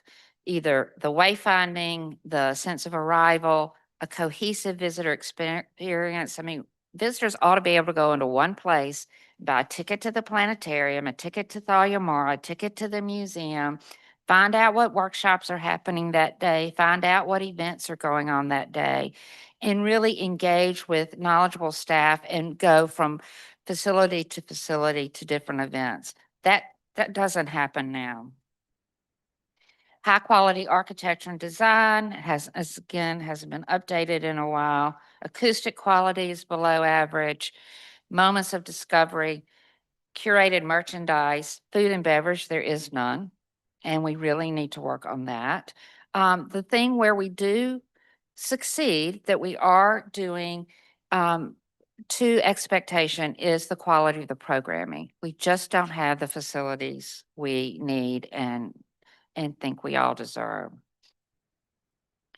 So the conclusion after looking at these buildings, the market share we're capturing, the facility user needs, and the quality of the visitor experience, the conclusions of the consultants is that the buildings that need the most intervention are the Arts Center and Thalia Mara Hall. The museum, which I run, and, you know, we commissioned this study because we wanted more space and to grow, actually is doing a pretty good job. And so with moderate investment, we can increase our audience. We can build more meaningful programs. And the same with the art garden. We really need to invest in the activity there, but we can do that with a moderate level of resources. So the vision for reimagining this campus is to build a state-of-the-art campus that draws more visitors from across Mississippi and the country, to really serve as a community hub for all these pockets of creative people that are having studios in various places that might benefit through proximity to organizations and other artists, to continue to meet the needs of existing anchor organizations while we attract younger, more entrepreneurial, more innovative, smaller organizations. Through this, we can add energy and connectivity to downtown. We can manage the place with well-executed branding and an overall experience of the campus. And the way to do that is to make sure that principles of good urban design and public space inform the physical buildings, which are then activated with a robust programming schedule and a much heavier investment in activating the spaces. So the recommendations are this: that the Arts Center, which is again not functioning much at all right now, be replaced by a modern multidisciplinary arts and cultural hub that will have shared spaces, shared classroom spaces, a small shared theater, gallery spaces that has places for young creatives and small organizations, that attaches to the planetarium, to renovate Thalia Mara Hall, to bring the facility up to date, and consider how we can more substantially improve that experience, to continue to invest in the museum building, but to expand the art garden and the plaza that could be between the new arts hub and Thalia Mara Hall, and then to boost programming. So the considerations for this new hub, I've told you about: shared entrance for visitors, activities that are, that accommodate the marquee organizations like the museum and the symphony and the opera and the ballet, but also other creative groups, and to really bring some cohesion to this block. So this is what it could look like when you take out, you see in the blue space between the orange wall of Thalia Mara and the art garden is currently used for parking and loading for Thalia Mara. If that were moved to the other side of Thalia Mara Hall, then you really do open up that as more public outside urban space to bring people in and out of these buildings in activities that make the boundaries between inside activity and outside diminish. This is, of course, in the context of other development that's happening right around us, whether it's the development of the lots across from the convention center, more parking that needs to happen, and taking advantage of different scenarios for that. And then the place making momentum that you heard about from Great City this morning and the trails that are connecting the different parts of the city. So we are not at this point making an ask of the legislature in the 2027 session because we've got to get these final products that will give us potential economic impact, potential cost of doing this, and ways of funding strategy. But we wanted you to know about the thorough nature of this planning process, the serious intention that we have, and the hope and commitment that we have to be a part of downtown revitalization in a way that brings tourism, quality of life, helpful wellness activity, and safety through constant activity to downtown Jackson. So we hope you'll pay attention during the coming session and then be ready as we come back to you next fall and in the 27 session. So I'm happy to answer any questions anybody may have. Thank you so much for being here. This is great information and it's such good timing too. There's an excitement in Jackson and Hines County right now. And I appreciate the fact that you're preparing us a year in advance for your ask and not needing it in 3 weeks. So that's always appreciative. Thank you, Mr. Chairman. And we are, one other note, we are working very closely, of course, with the new administration and the mayor's office in terms of this planning, but also in terms of any requests that are coming to you all from the city, because we want to make sure that we're all working on the same page with Downtown Jackson Partners, with JRA, with other organizations committed to improving life in Jackson. I've been meeting with Mr. Ricky Thigpen several times on the opening of Falmar Hall and helping him with some promotions on that. Yeah. He has just joined Jackson, well, probably almost 2 years ago in a group called CATA, which is Capital Area Tourism Association.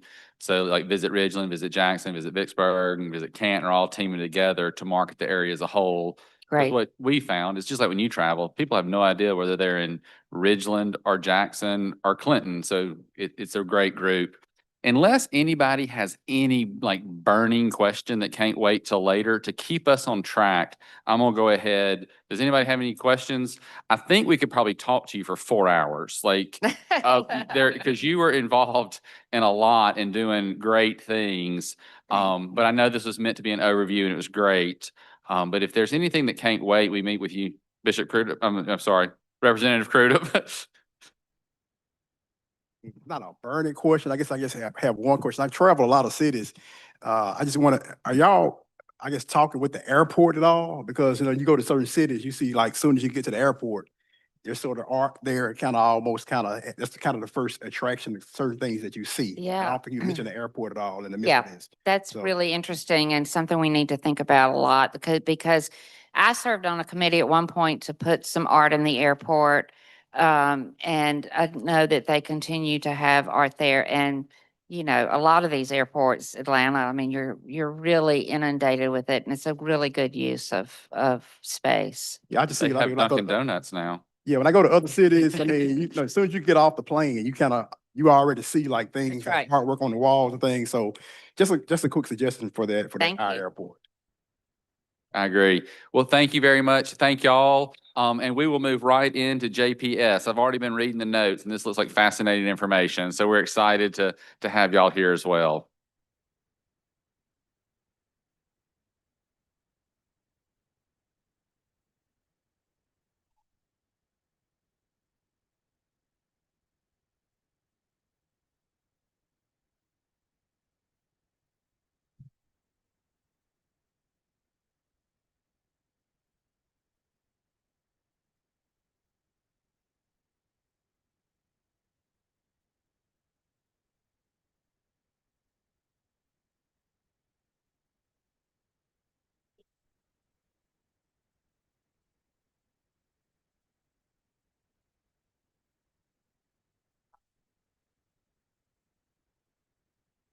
Yes, I'll just mention. All right.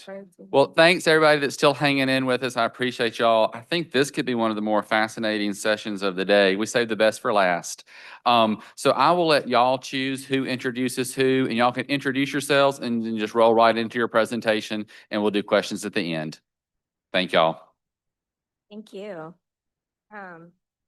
I'll go ahead and start. Thank you to the select committee for this opportunity. You're probably gonna have to like get right up in it. Oh, okay. There you go. Okay. Yeah. Is that better? Yeah. Oh, there we go. I can hear myself. Well, we just wanted to say thank you to this select committee for this opportunity. We're really excited to speak to you all today.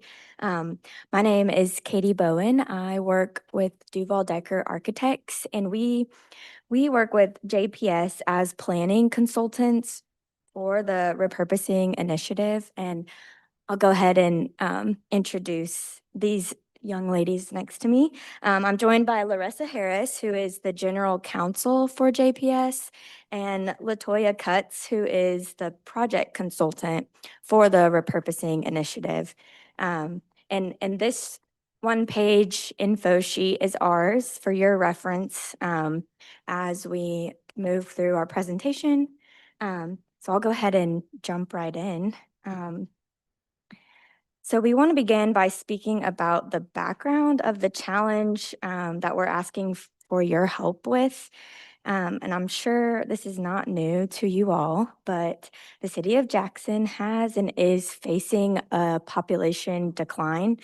The graph on your information sheet depicts Jackson, which is in blue, amongst other metro areas such as Birmingham, Memphis, Shreveport, Montgomery. So, that's to show there's other metro areas that are experiencing this decline as well. And so because of that, and, coupled with other factors, JPS is experiencing a decline in their total enrollment numbers. And so we have the numbers for you from 1963 to 2022, and then also to 2025, just to show you by comparison that there was a large decline between 1963 and 2022, but we're still seeing that decline happen today. And so while enrollment numbers have declined, the number of school buildings has remained. So by comparison, you can see Rankin County there with roughly 1,000 more students has about half the number of buildings that they're maintaining and carrying as compared to JPS. And so in an effort to optimize and right the number of buildings, JPS closed a total of 17 buildings for repurposing. And so we've got 17 total closed, 3 slated for demolition. 1 was reused by JPS, 2 are pending sales, and then we have 1 building that has sold, which we'll talk about a little bit more, and actually was mentioned, Chastain. And so stepping back, we took an inventory of all of JPS's total real estate footprint. And so JPS has over 5 million square foot of building footprint and over 3,500 acres of land, and is one of the largest landowners in the city. So we see this as a big opportunity for the city of Jackson. And then we also conducted an analysis of the schools originally closed, where we looked at metrics such as zoning, the local real estate market, land use, and other metrics, and then also looked at other school districts. Because this issue is not exclusive to Jackson, we were able to study the processes of other schools facing similar enrollment declines and learn from them and how they repurposed and or sold, or how they managed this issue. And so additionally, we looked at the real estate transaction options allowed by the Mississippi Code, and then the implications each transaction would have for Jackson Public Schools. And so all of this led to the repurposing initiative. And so I'm actually going to turn it over to LaToya to talk more about that repurposing initiative. Good evening. Evening. Thank you all for the opportunity to be able to come and just kind of talk about the repurposing initiative. As Katie mentioned, Duval Decker did quite a bit of background, a lot of research, a lot of work was done on the front end just to make sure that we had a clear understanding of what the problem was, but also understanding how others, you don't ever want to start from scratch. You really want to look and see and study and see how other people have dealt with similar problems. And so a lot of the research that Duval Decker did in terms of looking at other cities, looking at their school systems and how they've dealt with this challenge, then we used a lot of that information in terms of putting together the repurposing process. And I do want to mention that in terms of the repurposing process, on this one-page sheet that you have, it has just kind of in general the steps of what that process includes. And so it has kind of a 7-step process that talks about, pretty much starting with a rolling proposal deadline. And so there's opportunities for individuals who are interested in submitting proposals. They have the opportunity to be able to do that on a every other month basis.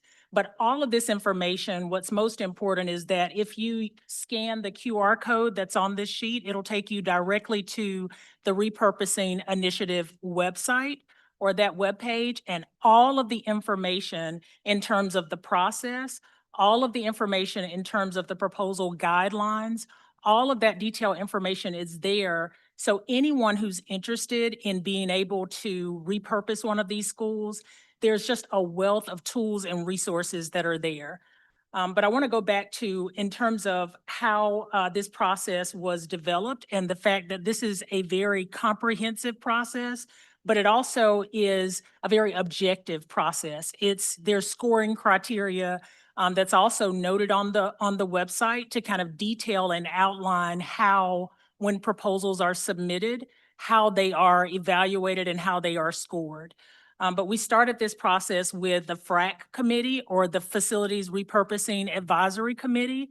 And so we didn't just go into this not only with just the research from Duval Decker, but we also, based on the advisory committee that is made up of individuals from the community, individuals with various backgrounds and expertise to be able to offer insight into this proposal process. And so the guidelines and all of the process was developed with their input and feedback on that process.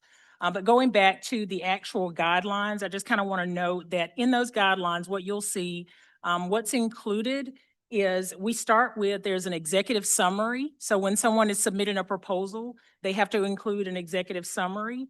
They, of course, provide the respondents' information. And these guidelines, again, it has all the details. You don't have to wonder, in order for me to satisfy each of these sections, what needs to be included. It has all of the information there. They can actually download them from the website.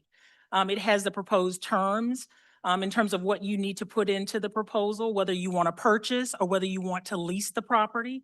And if you're going to purchase, giving you details of what needs to be included in that purchase in terms of the price. The earnest deposit needs to be included, due diligence, closing date, suggested or proposed closing date, all of that information is there. And then a statement of qualifications. And again, it gives kind of just bullets of all the things that need to be included. The next thing that the guidelines include is the project or reuse description. And it gives, again, details saying the site strategy, the operational strategy, business plan, all of those details and additional details in terms of, and it even talks about priorities for housing development because of the need for additional housing. And then what's most important is the access and community benefits plan. Because one of the things that Katie talked about, but Attorney Harris will talk more about, is good things for good people, and in terms of how that's being used with this process. So them outlining in their plan or in their proposal or detailing what the community benefit is going to be, and for them to demonstrate how this project is going to impact the neighborhood that they're proposing to be able to purchase a site and repurpose it for, and then what the intended use and how it's going to benefit the neighborhood and the community. And then the next thing is the capital strategy.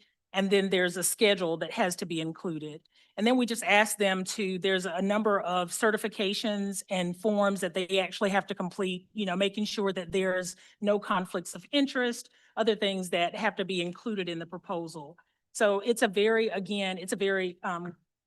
objective process, a very detailed process. But I think if you go to the website and take a look at everything that's included in these guidelines, I think most people would agree that if you just kind of follow step by step everything that's in here, because some people will say, I'm not a developer, I've never submitted a proposal before. What needs to go into that process? There's no guesswork. Literally everything you need to know is in here. And then when when we go back to what this process is, it starts with them submitting their proposal. After the proposals are submitted, there's an initial review that's done where we just make sure that the proposals are complete. And as long as those proposals have all of the sections included that we just talked about, then we basically move to them submitting or going before the evaluation committee. The evaluation committee, they meet, they actually have two meetings. In the first meeting, they actually review and do scoring, initial scoring. And then if there's any information that's missing or if there's questions that they want to ask, then we take that information and we go back to the proposers and let them know what additional information is needed in order to finalize the scoring. And then the committee meets a second time, and then they kind of finalize the scoring and the recommendation. But what's important here is their recommendation is to the school board. This committee does not have the authority to approve or reject proposals. The school board is the only authority that has the ability to approve or reject proposals. But what this evaluation committee is responsible for is using the objective process, making sure that they make a recommendation based on the process that's been outlined. And so that after that is done, then there's two board meetings that this actual proposal, the recommendations, as well as the other proposal that's not being recommended, it will go before the school board and they will review it, and it is for information only. And that will be at the first meeting. The second meeting, it will go back before the school board for a vote and for them to approve or reject the proposal. And if it is approved, then the next step in the process is for there to be an agreement put in place for those proposers to be able to go and do their due diligence. They're able to actually work through a purchase and sale agreement with their legal and with JPS legal counsel to be able to determine the time needed for them to do additional due diligence on the process, on their project. And then after that due diligence period ends, then we finalize the process and they're able to actually close on the property. So that's the process in terms of what happens.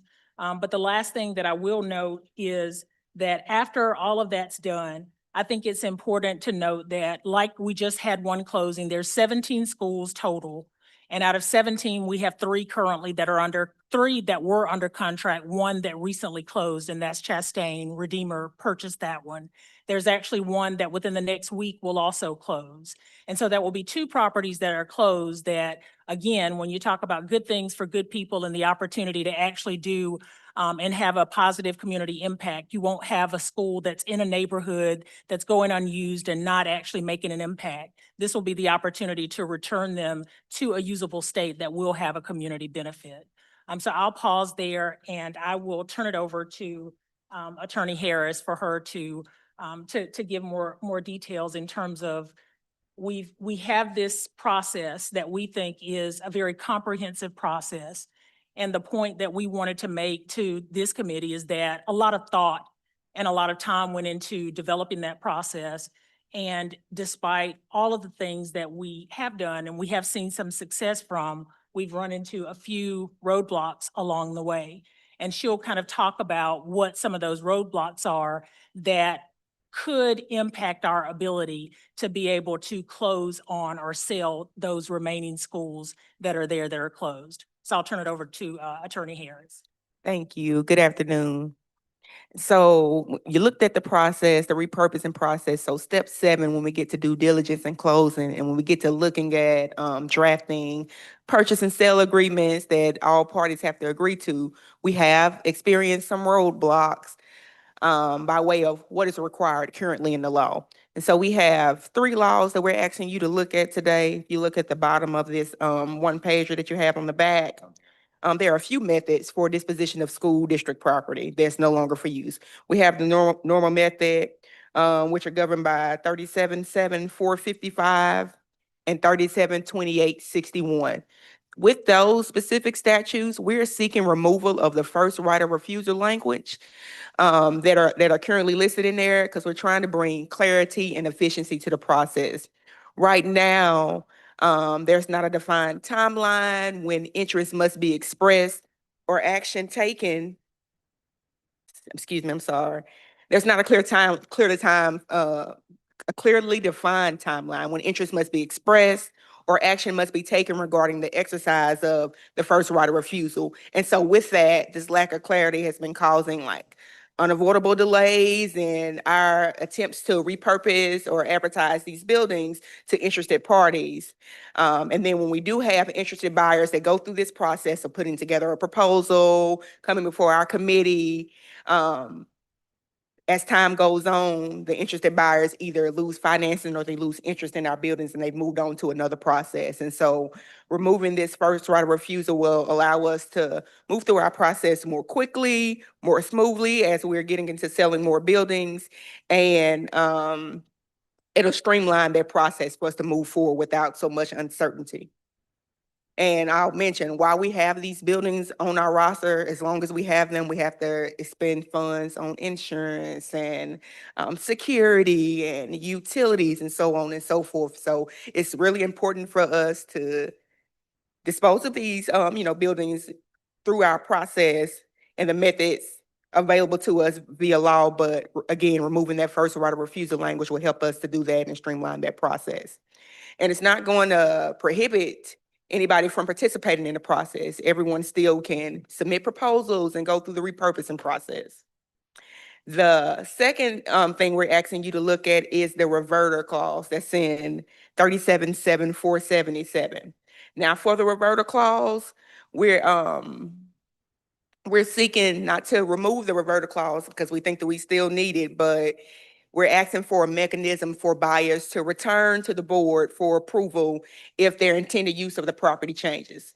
So right now, as the law is written, the reverter clause states that if the property is ever used for a purpose other than these approved purposes that the board initially approves, the property automatically reverts to the school district.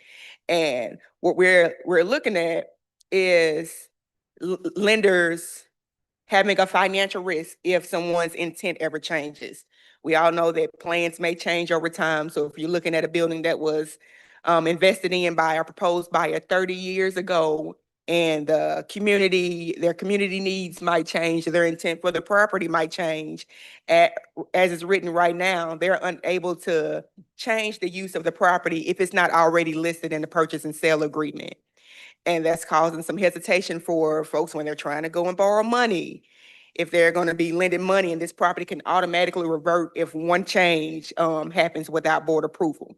So our ask is to have a mechanism for the property to not automatically revert, but for proposed buyers to be able to come back to a board, whatever board is sitting in the future, to see if what their anticipated change is acceptable to that board. And then the only way the property will revert is if they move forward with the change without receiving board approval.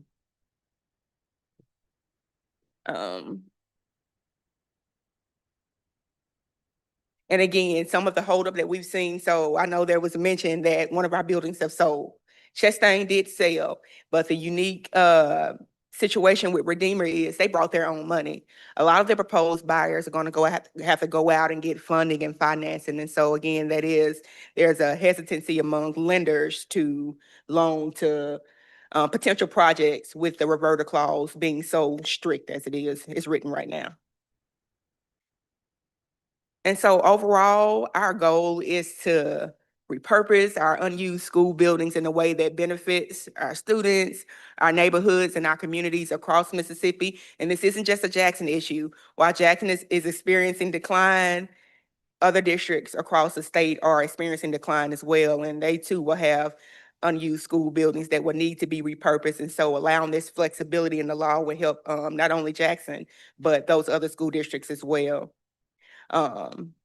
Again, the current statutes as written create some type of uncertainty, some loan delays and those financial barriers. So we're asking for amendments that bring clarity, predictability, and flexibility to our process while we still maintaining our full school board oversight.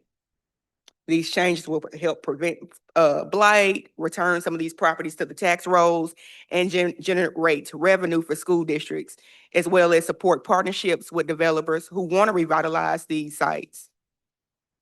Again, that's all I have. I'll pause and see if y'all have any questions or if Katie or Latoya have anything additional to add. Thank Thank y'all. y'all so much. I see several hands going up. I think I see most of the hands of the committee going up. All I right. think I see Representative Crude up first. We'll let him lead off. Thank you again, Mr. Chairman. Thank you so much for coming to talk to us. I will start off with this premise that I am a graduate of JPS. I have 3 children, well, 2 children now that are in JPS. One graduated last year, and so this is still living in the city of Jackson. This means a lot to me. I guess I got a lot of questions. Okay. Out of those, you said 17 schools closed, 3 slated to demo. Which 3 of those? French, Baker, and Woodville Heights. French, Baker, and Woodville Heights? Yes. Okay, what's the timeline on those as far as those demos? So we finally got approval in our demolition permits, but the process for that was kind of long, and so we have to rebid out for our demo. Okay. The process lapsed, but we're in the process of demoing those buildings. We have received approval to demolish those 3 buildings from our board and the Department of Archives and History. So do y'all have to go through Department of Archives History for every demo? If there's ones that have to be demoed? Possibly. Okay. I'll say possibly we did for those 3 buildings. If it's a building, from my limited knowledge, if it's a building that they may express interest in, even if it doesn't have a historical designation, but which is all of our schools, because all of our school buildings are really old, then they have to issue the demolition permit. So we have to go before their board. Okay. Y'all got the funding you said for that already to demo those 3? We have the permits to demolish those buildings, yes. Okay. All right. What's the plan for Newell Field? Because I know you mentioned demo, but I mean, you mentioned properties, but I know Newell Field is not being used. It's right next to Bailey Magnet. It's a field that's been, I think Bellhaven at one point had it, and it's just sitting there isolated now, grass is growing up. Is there any type of plan for Newell Field at this current moment? I'm not sure what the plan is at the current moment. We were going through, that's another facility that has to have approval from the Mississippi Department of Archives and History. We did have a plan in developing to restore that field, but it's a lot of tape to get through. In order to do that, there are specifications for what type of improvements we can make. So I'm not sure, as I sit here, what the plan is for now. Y'all plan on improvement instead of like demoing it? I think, as I've heard, they said I guess the concrete side of it needs to be demoed or something like that. It's unsafe, unstable. Yeah, Newell Field is not included in this list of properties for repurposing. Okay, all right. But I know it's still one of the properties JPS, right? Sure, it is Yeah. one of our properties, yes. Okay, It's just Gotcha. not one of the ones for repurposing. okay. Let's see here, what else I had? Going back to I guess the information about the reverter clause, you said that you guys just want to change it. Why not totally remove it? Because I know there's a lot of folks, I've talked to a lot of people, developers, that say that's one of the biggest hangups. They talk about that reverter clause. And they say we just can't do it with the reverter clause in there. Why not actually totally remove it instead of just, I guess, trying to change it? I think it's important for the reverter clause to remain. We're asking not to remove it, but to open it up so that there is an opportunity or an avenue for folks to come back to the board. But you say we have the good things for good people method that we're going for, right? And they state that they're going to use this property for this intended use. The protections are there. You won this proposal. The board selected your proposal because these are the things you said you were going to use the property for. And then you turn around after you secured the property and stop using it for those things. That's not a fair process to other people who may have submitted a proposal. Their proposal may have won if they, had said those things. And so it's protection for the school district to make sure that the property is being used for community good. It still gives the board oversight, but it's not as tight as these are the only reasons you'll ever be able to use it. Because what we've been trying to do when we're drafting the contract is try to fathom all the ways that this property may ever be used and try to stick them into the contract on the front end. But it's a little, you can't really predict all the ways that a property may be used. Okay. Right, so. I guess the last thing I have is, I do a lot of development work myself, and being that a lot of these schools are closed in South and West Jackson, what is the plans if there is no active purchaser or anybody that's coming after these properties? I mean, what's the plan for a lot of these buildings? 'Cause I know in my district, I probably got 3 or 4 of them. Just in South Jackson total, and so I know it's other areas. So what's the plan going forward with some of these other ones if there's no interest in purchasing them? So I think for year two, or not year two, but for the upcoming year, we're working on a marketing strategy to do more direct solicitation of developers to be able to repurpose the properties, but also working with other community organizations that may be interested. We understood that going through this RFP process, of course, the first couple of years, a lot of time was spent on making sure that the process itself, that we kind of got that part of it right. And through trial and error, what we've kind of learned is that based on the challenge with the schools in terms of the cost to be able to redevelop some of those properties, it is going to take more experienced developers who are going to have the financial capacity to be able to go and get financing to redevelop them. And in some of those instances, based on the location of the properties, based on some of the other challenges, we have to make sure that we are more proactive in terms of in our approach. And so we're working on a marketing strategy that would actually start for year 2026. Okay. I got one other question. I guess it's for my own interest. You hear rumors and everything else with Bailey being repurposed now. When Bailey was closed, there was a lot of people saying, why did we repurpose Bailey? Why not just sell Bailey? Do you have the answer to that? I mean, because Bailey, I know there was a lot of money that's spent on redoing that building. When people were saying, so like UMC could have bought the property or somebody else could have, it's sort of a high, economic development driver right there. I mean, is there a certain reason why Bailey was repurposed or redeveloped instead of sold?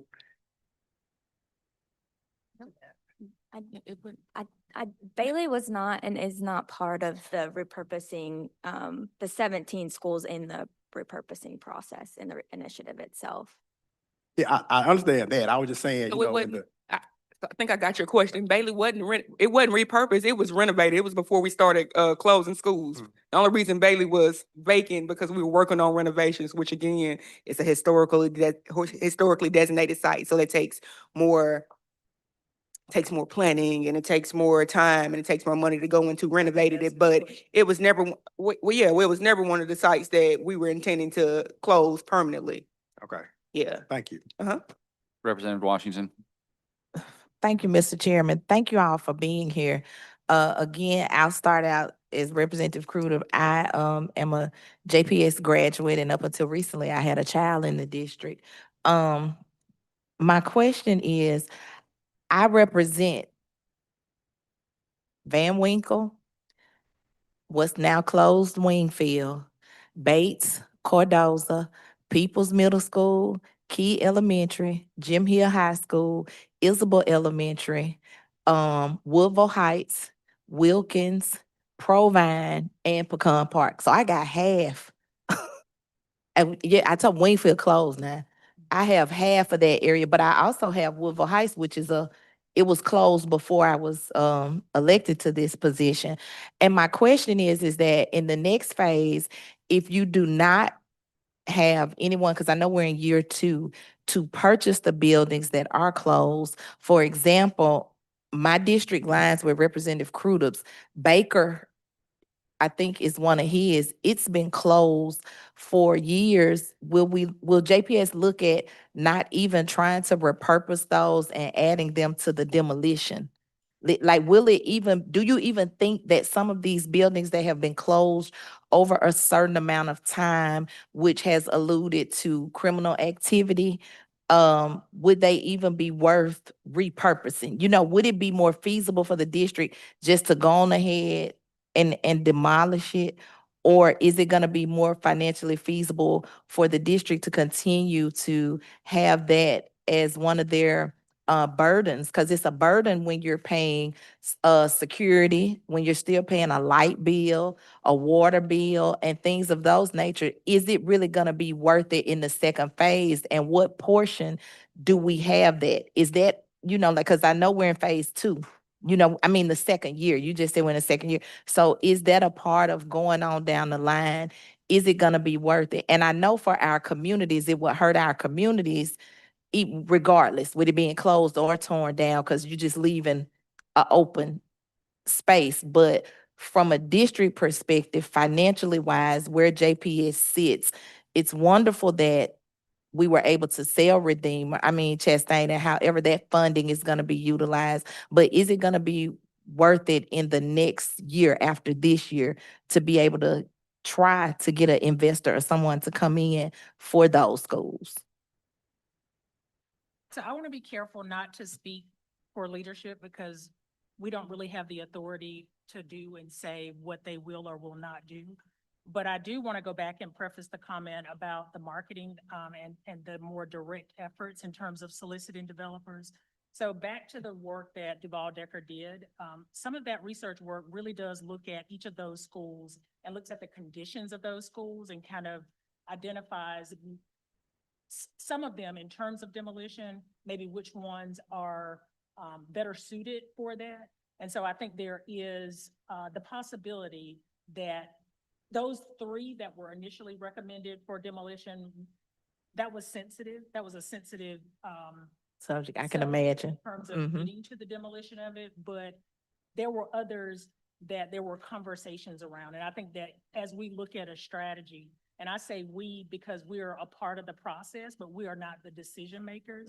There are opportunities in terms of both short-term and long-term strategies, but it's also based on risk factors. It's really looking at the impact and the state of the schools. And a part of looking at 2026 is really looking at the ones to where there's high risk in terms of the impact to those communities and what are the best options for being able to move it forward. Okay.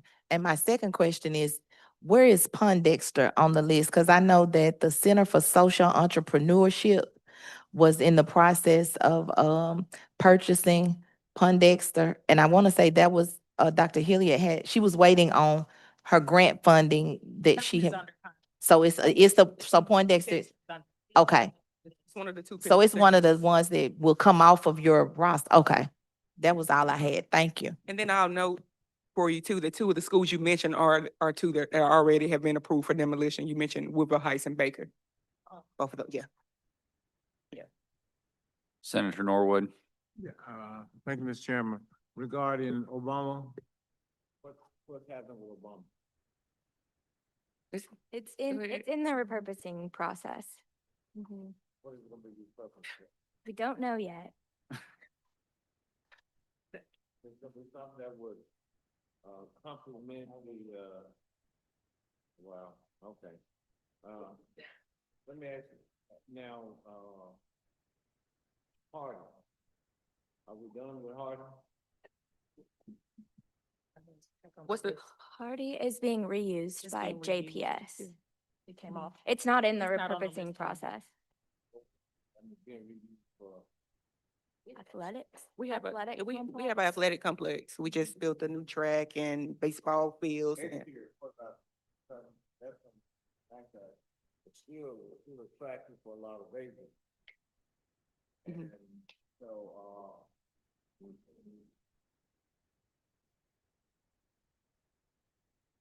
I hope while you all are, repurposing and so forth, that you look at, in the repurposing, what you might do to secure it and also help protect the integrity of the neighborhood. Okay. Not to attract, folks that don't reside in that area. Okay. And my final question is that with the number of buildings that have come off the, list of buildings that we have you all looked at the, going to the tax, collector's office, talk about the tax reduction because they told me that the taxes in the city is so high because of the number of school buildings that we have. And we'll see a tax at the same rate, even though we have had the buildings that we were. And if that's not a question that you can answer, you may want to take it back to leadership and see if you can't get an answer for that. Because that's a question that we get quite frequent. Yeah. Alex is a taxes, and I got the list, I don't have it with me today, but how much taxes we pay? For 50, I think the highest building was 58, 62 buildings, and now we're down to, we're down to what, 17 or so school buildings, whatever number, you know, but if you could just provide us some information on that. And maybe nobody else want to know, but I might know to call y'all and ask about that. Well, so I will make just one clarification is that the JPS is still carrying the same number of schools at the moment. Now, while they may be closed, they're still paying for insurance and maintenance and everything like that. So they're still, JPS is still paying for those buildings until they can be sold or demolished. So it's not 17 schools are not off of their roll yet. But those are Represent- also not properties that taxes are being paid on. Is that your question, or are you asking? Yes, sir. Oh, that the okay. Okay, I understand. Right size in the district, we're paying the taxes for, extra number of employees, extra number of, you're getting your appropriation from the city or from. Okay, I understand what you're saying there. Understood.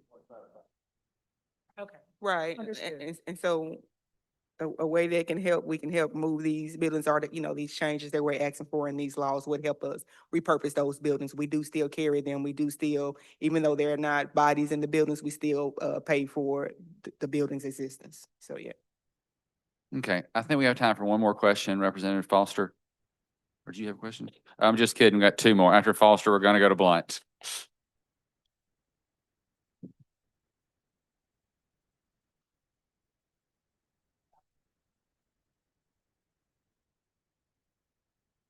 So Sywell is on 16th section land, and I believe it is in the repurposing.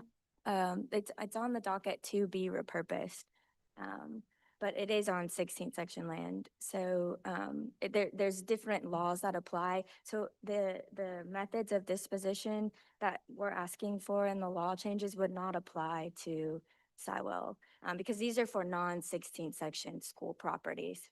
Yes, ma'am. Thank you. And y'all are very popular. We've got several more. We're gonna go to Senator Blunt. Thank you, Mr. Chairman. I'm like everybody here. I have Obama and Roanne and George and Shirley but I appreciate the work y'all have done. I was a JPS parent for 12 years. I first want to say about Bailey, my father went to Bailey and my son went to Bailey, and I think it looks awesome. And I think it was farsighted by the board to recognize that. I think that could be a showplace for the entire district, and I hope we can get the Newell Field behind it up and renovated too.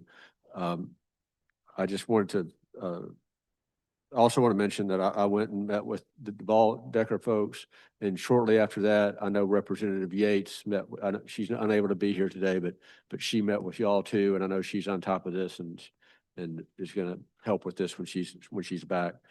I just would caution you on one thing.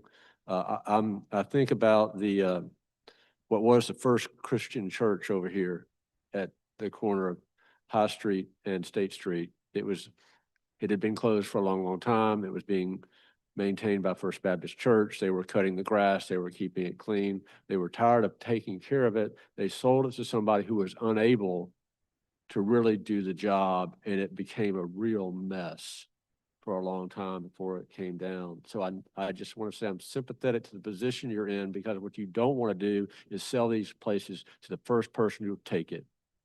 And then it really can be a blight on the neighborhood. Y'all are cutting the grass, doing your best to secure it.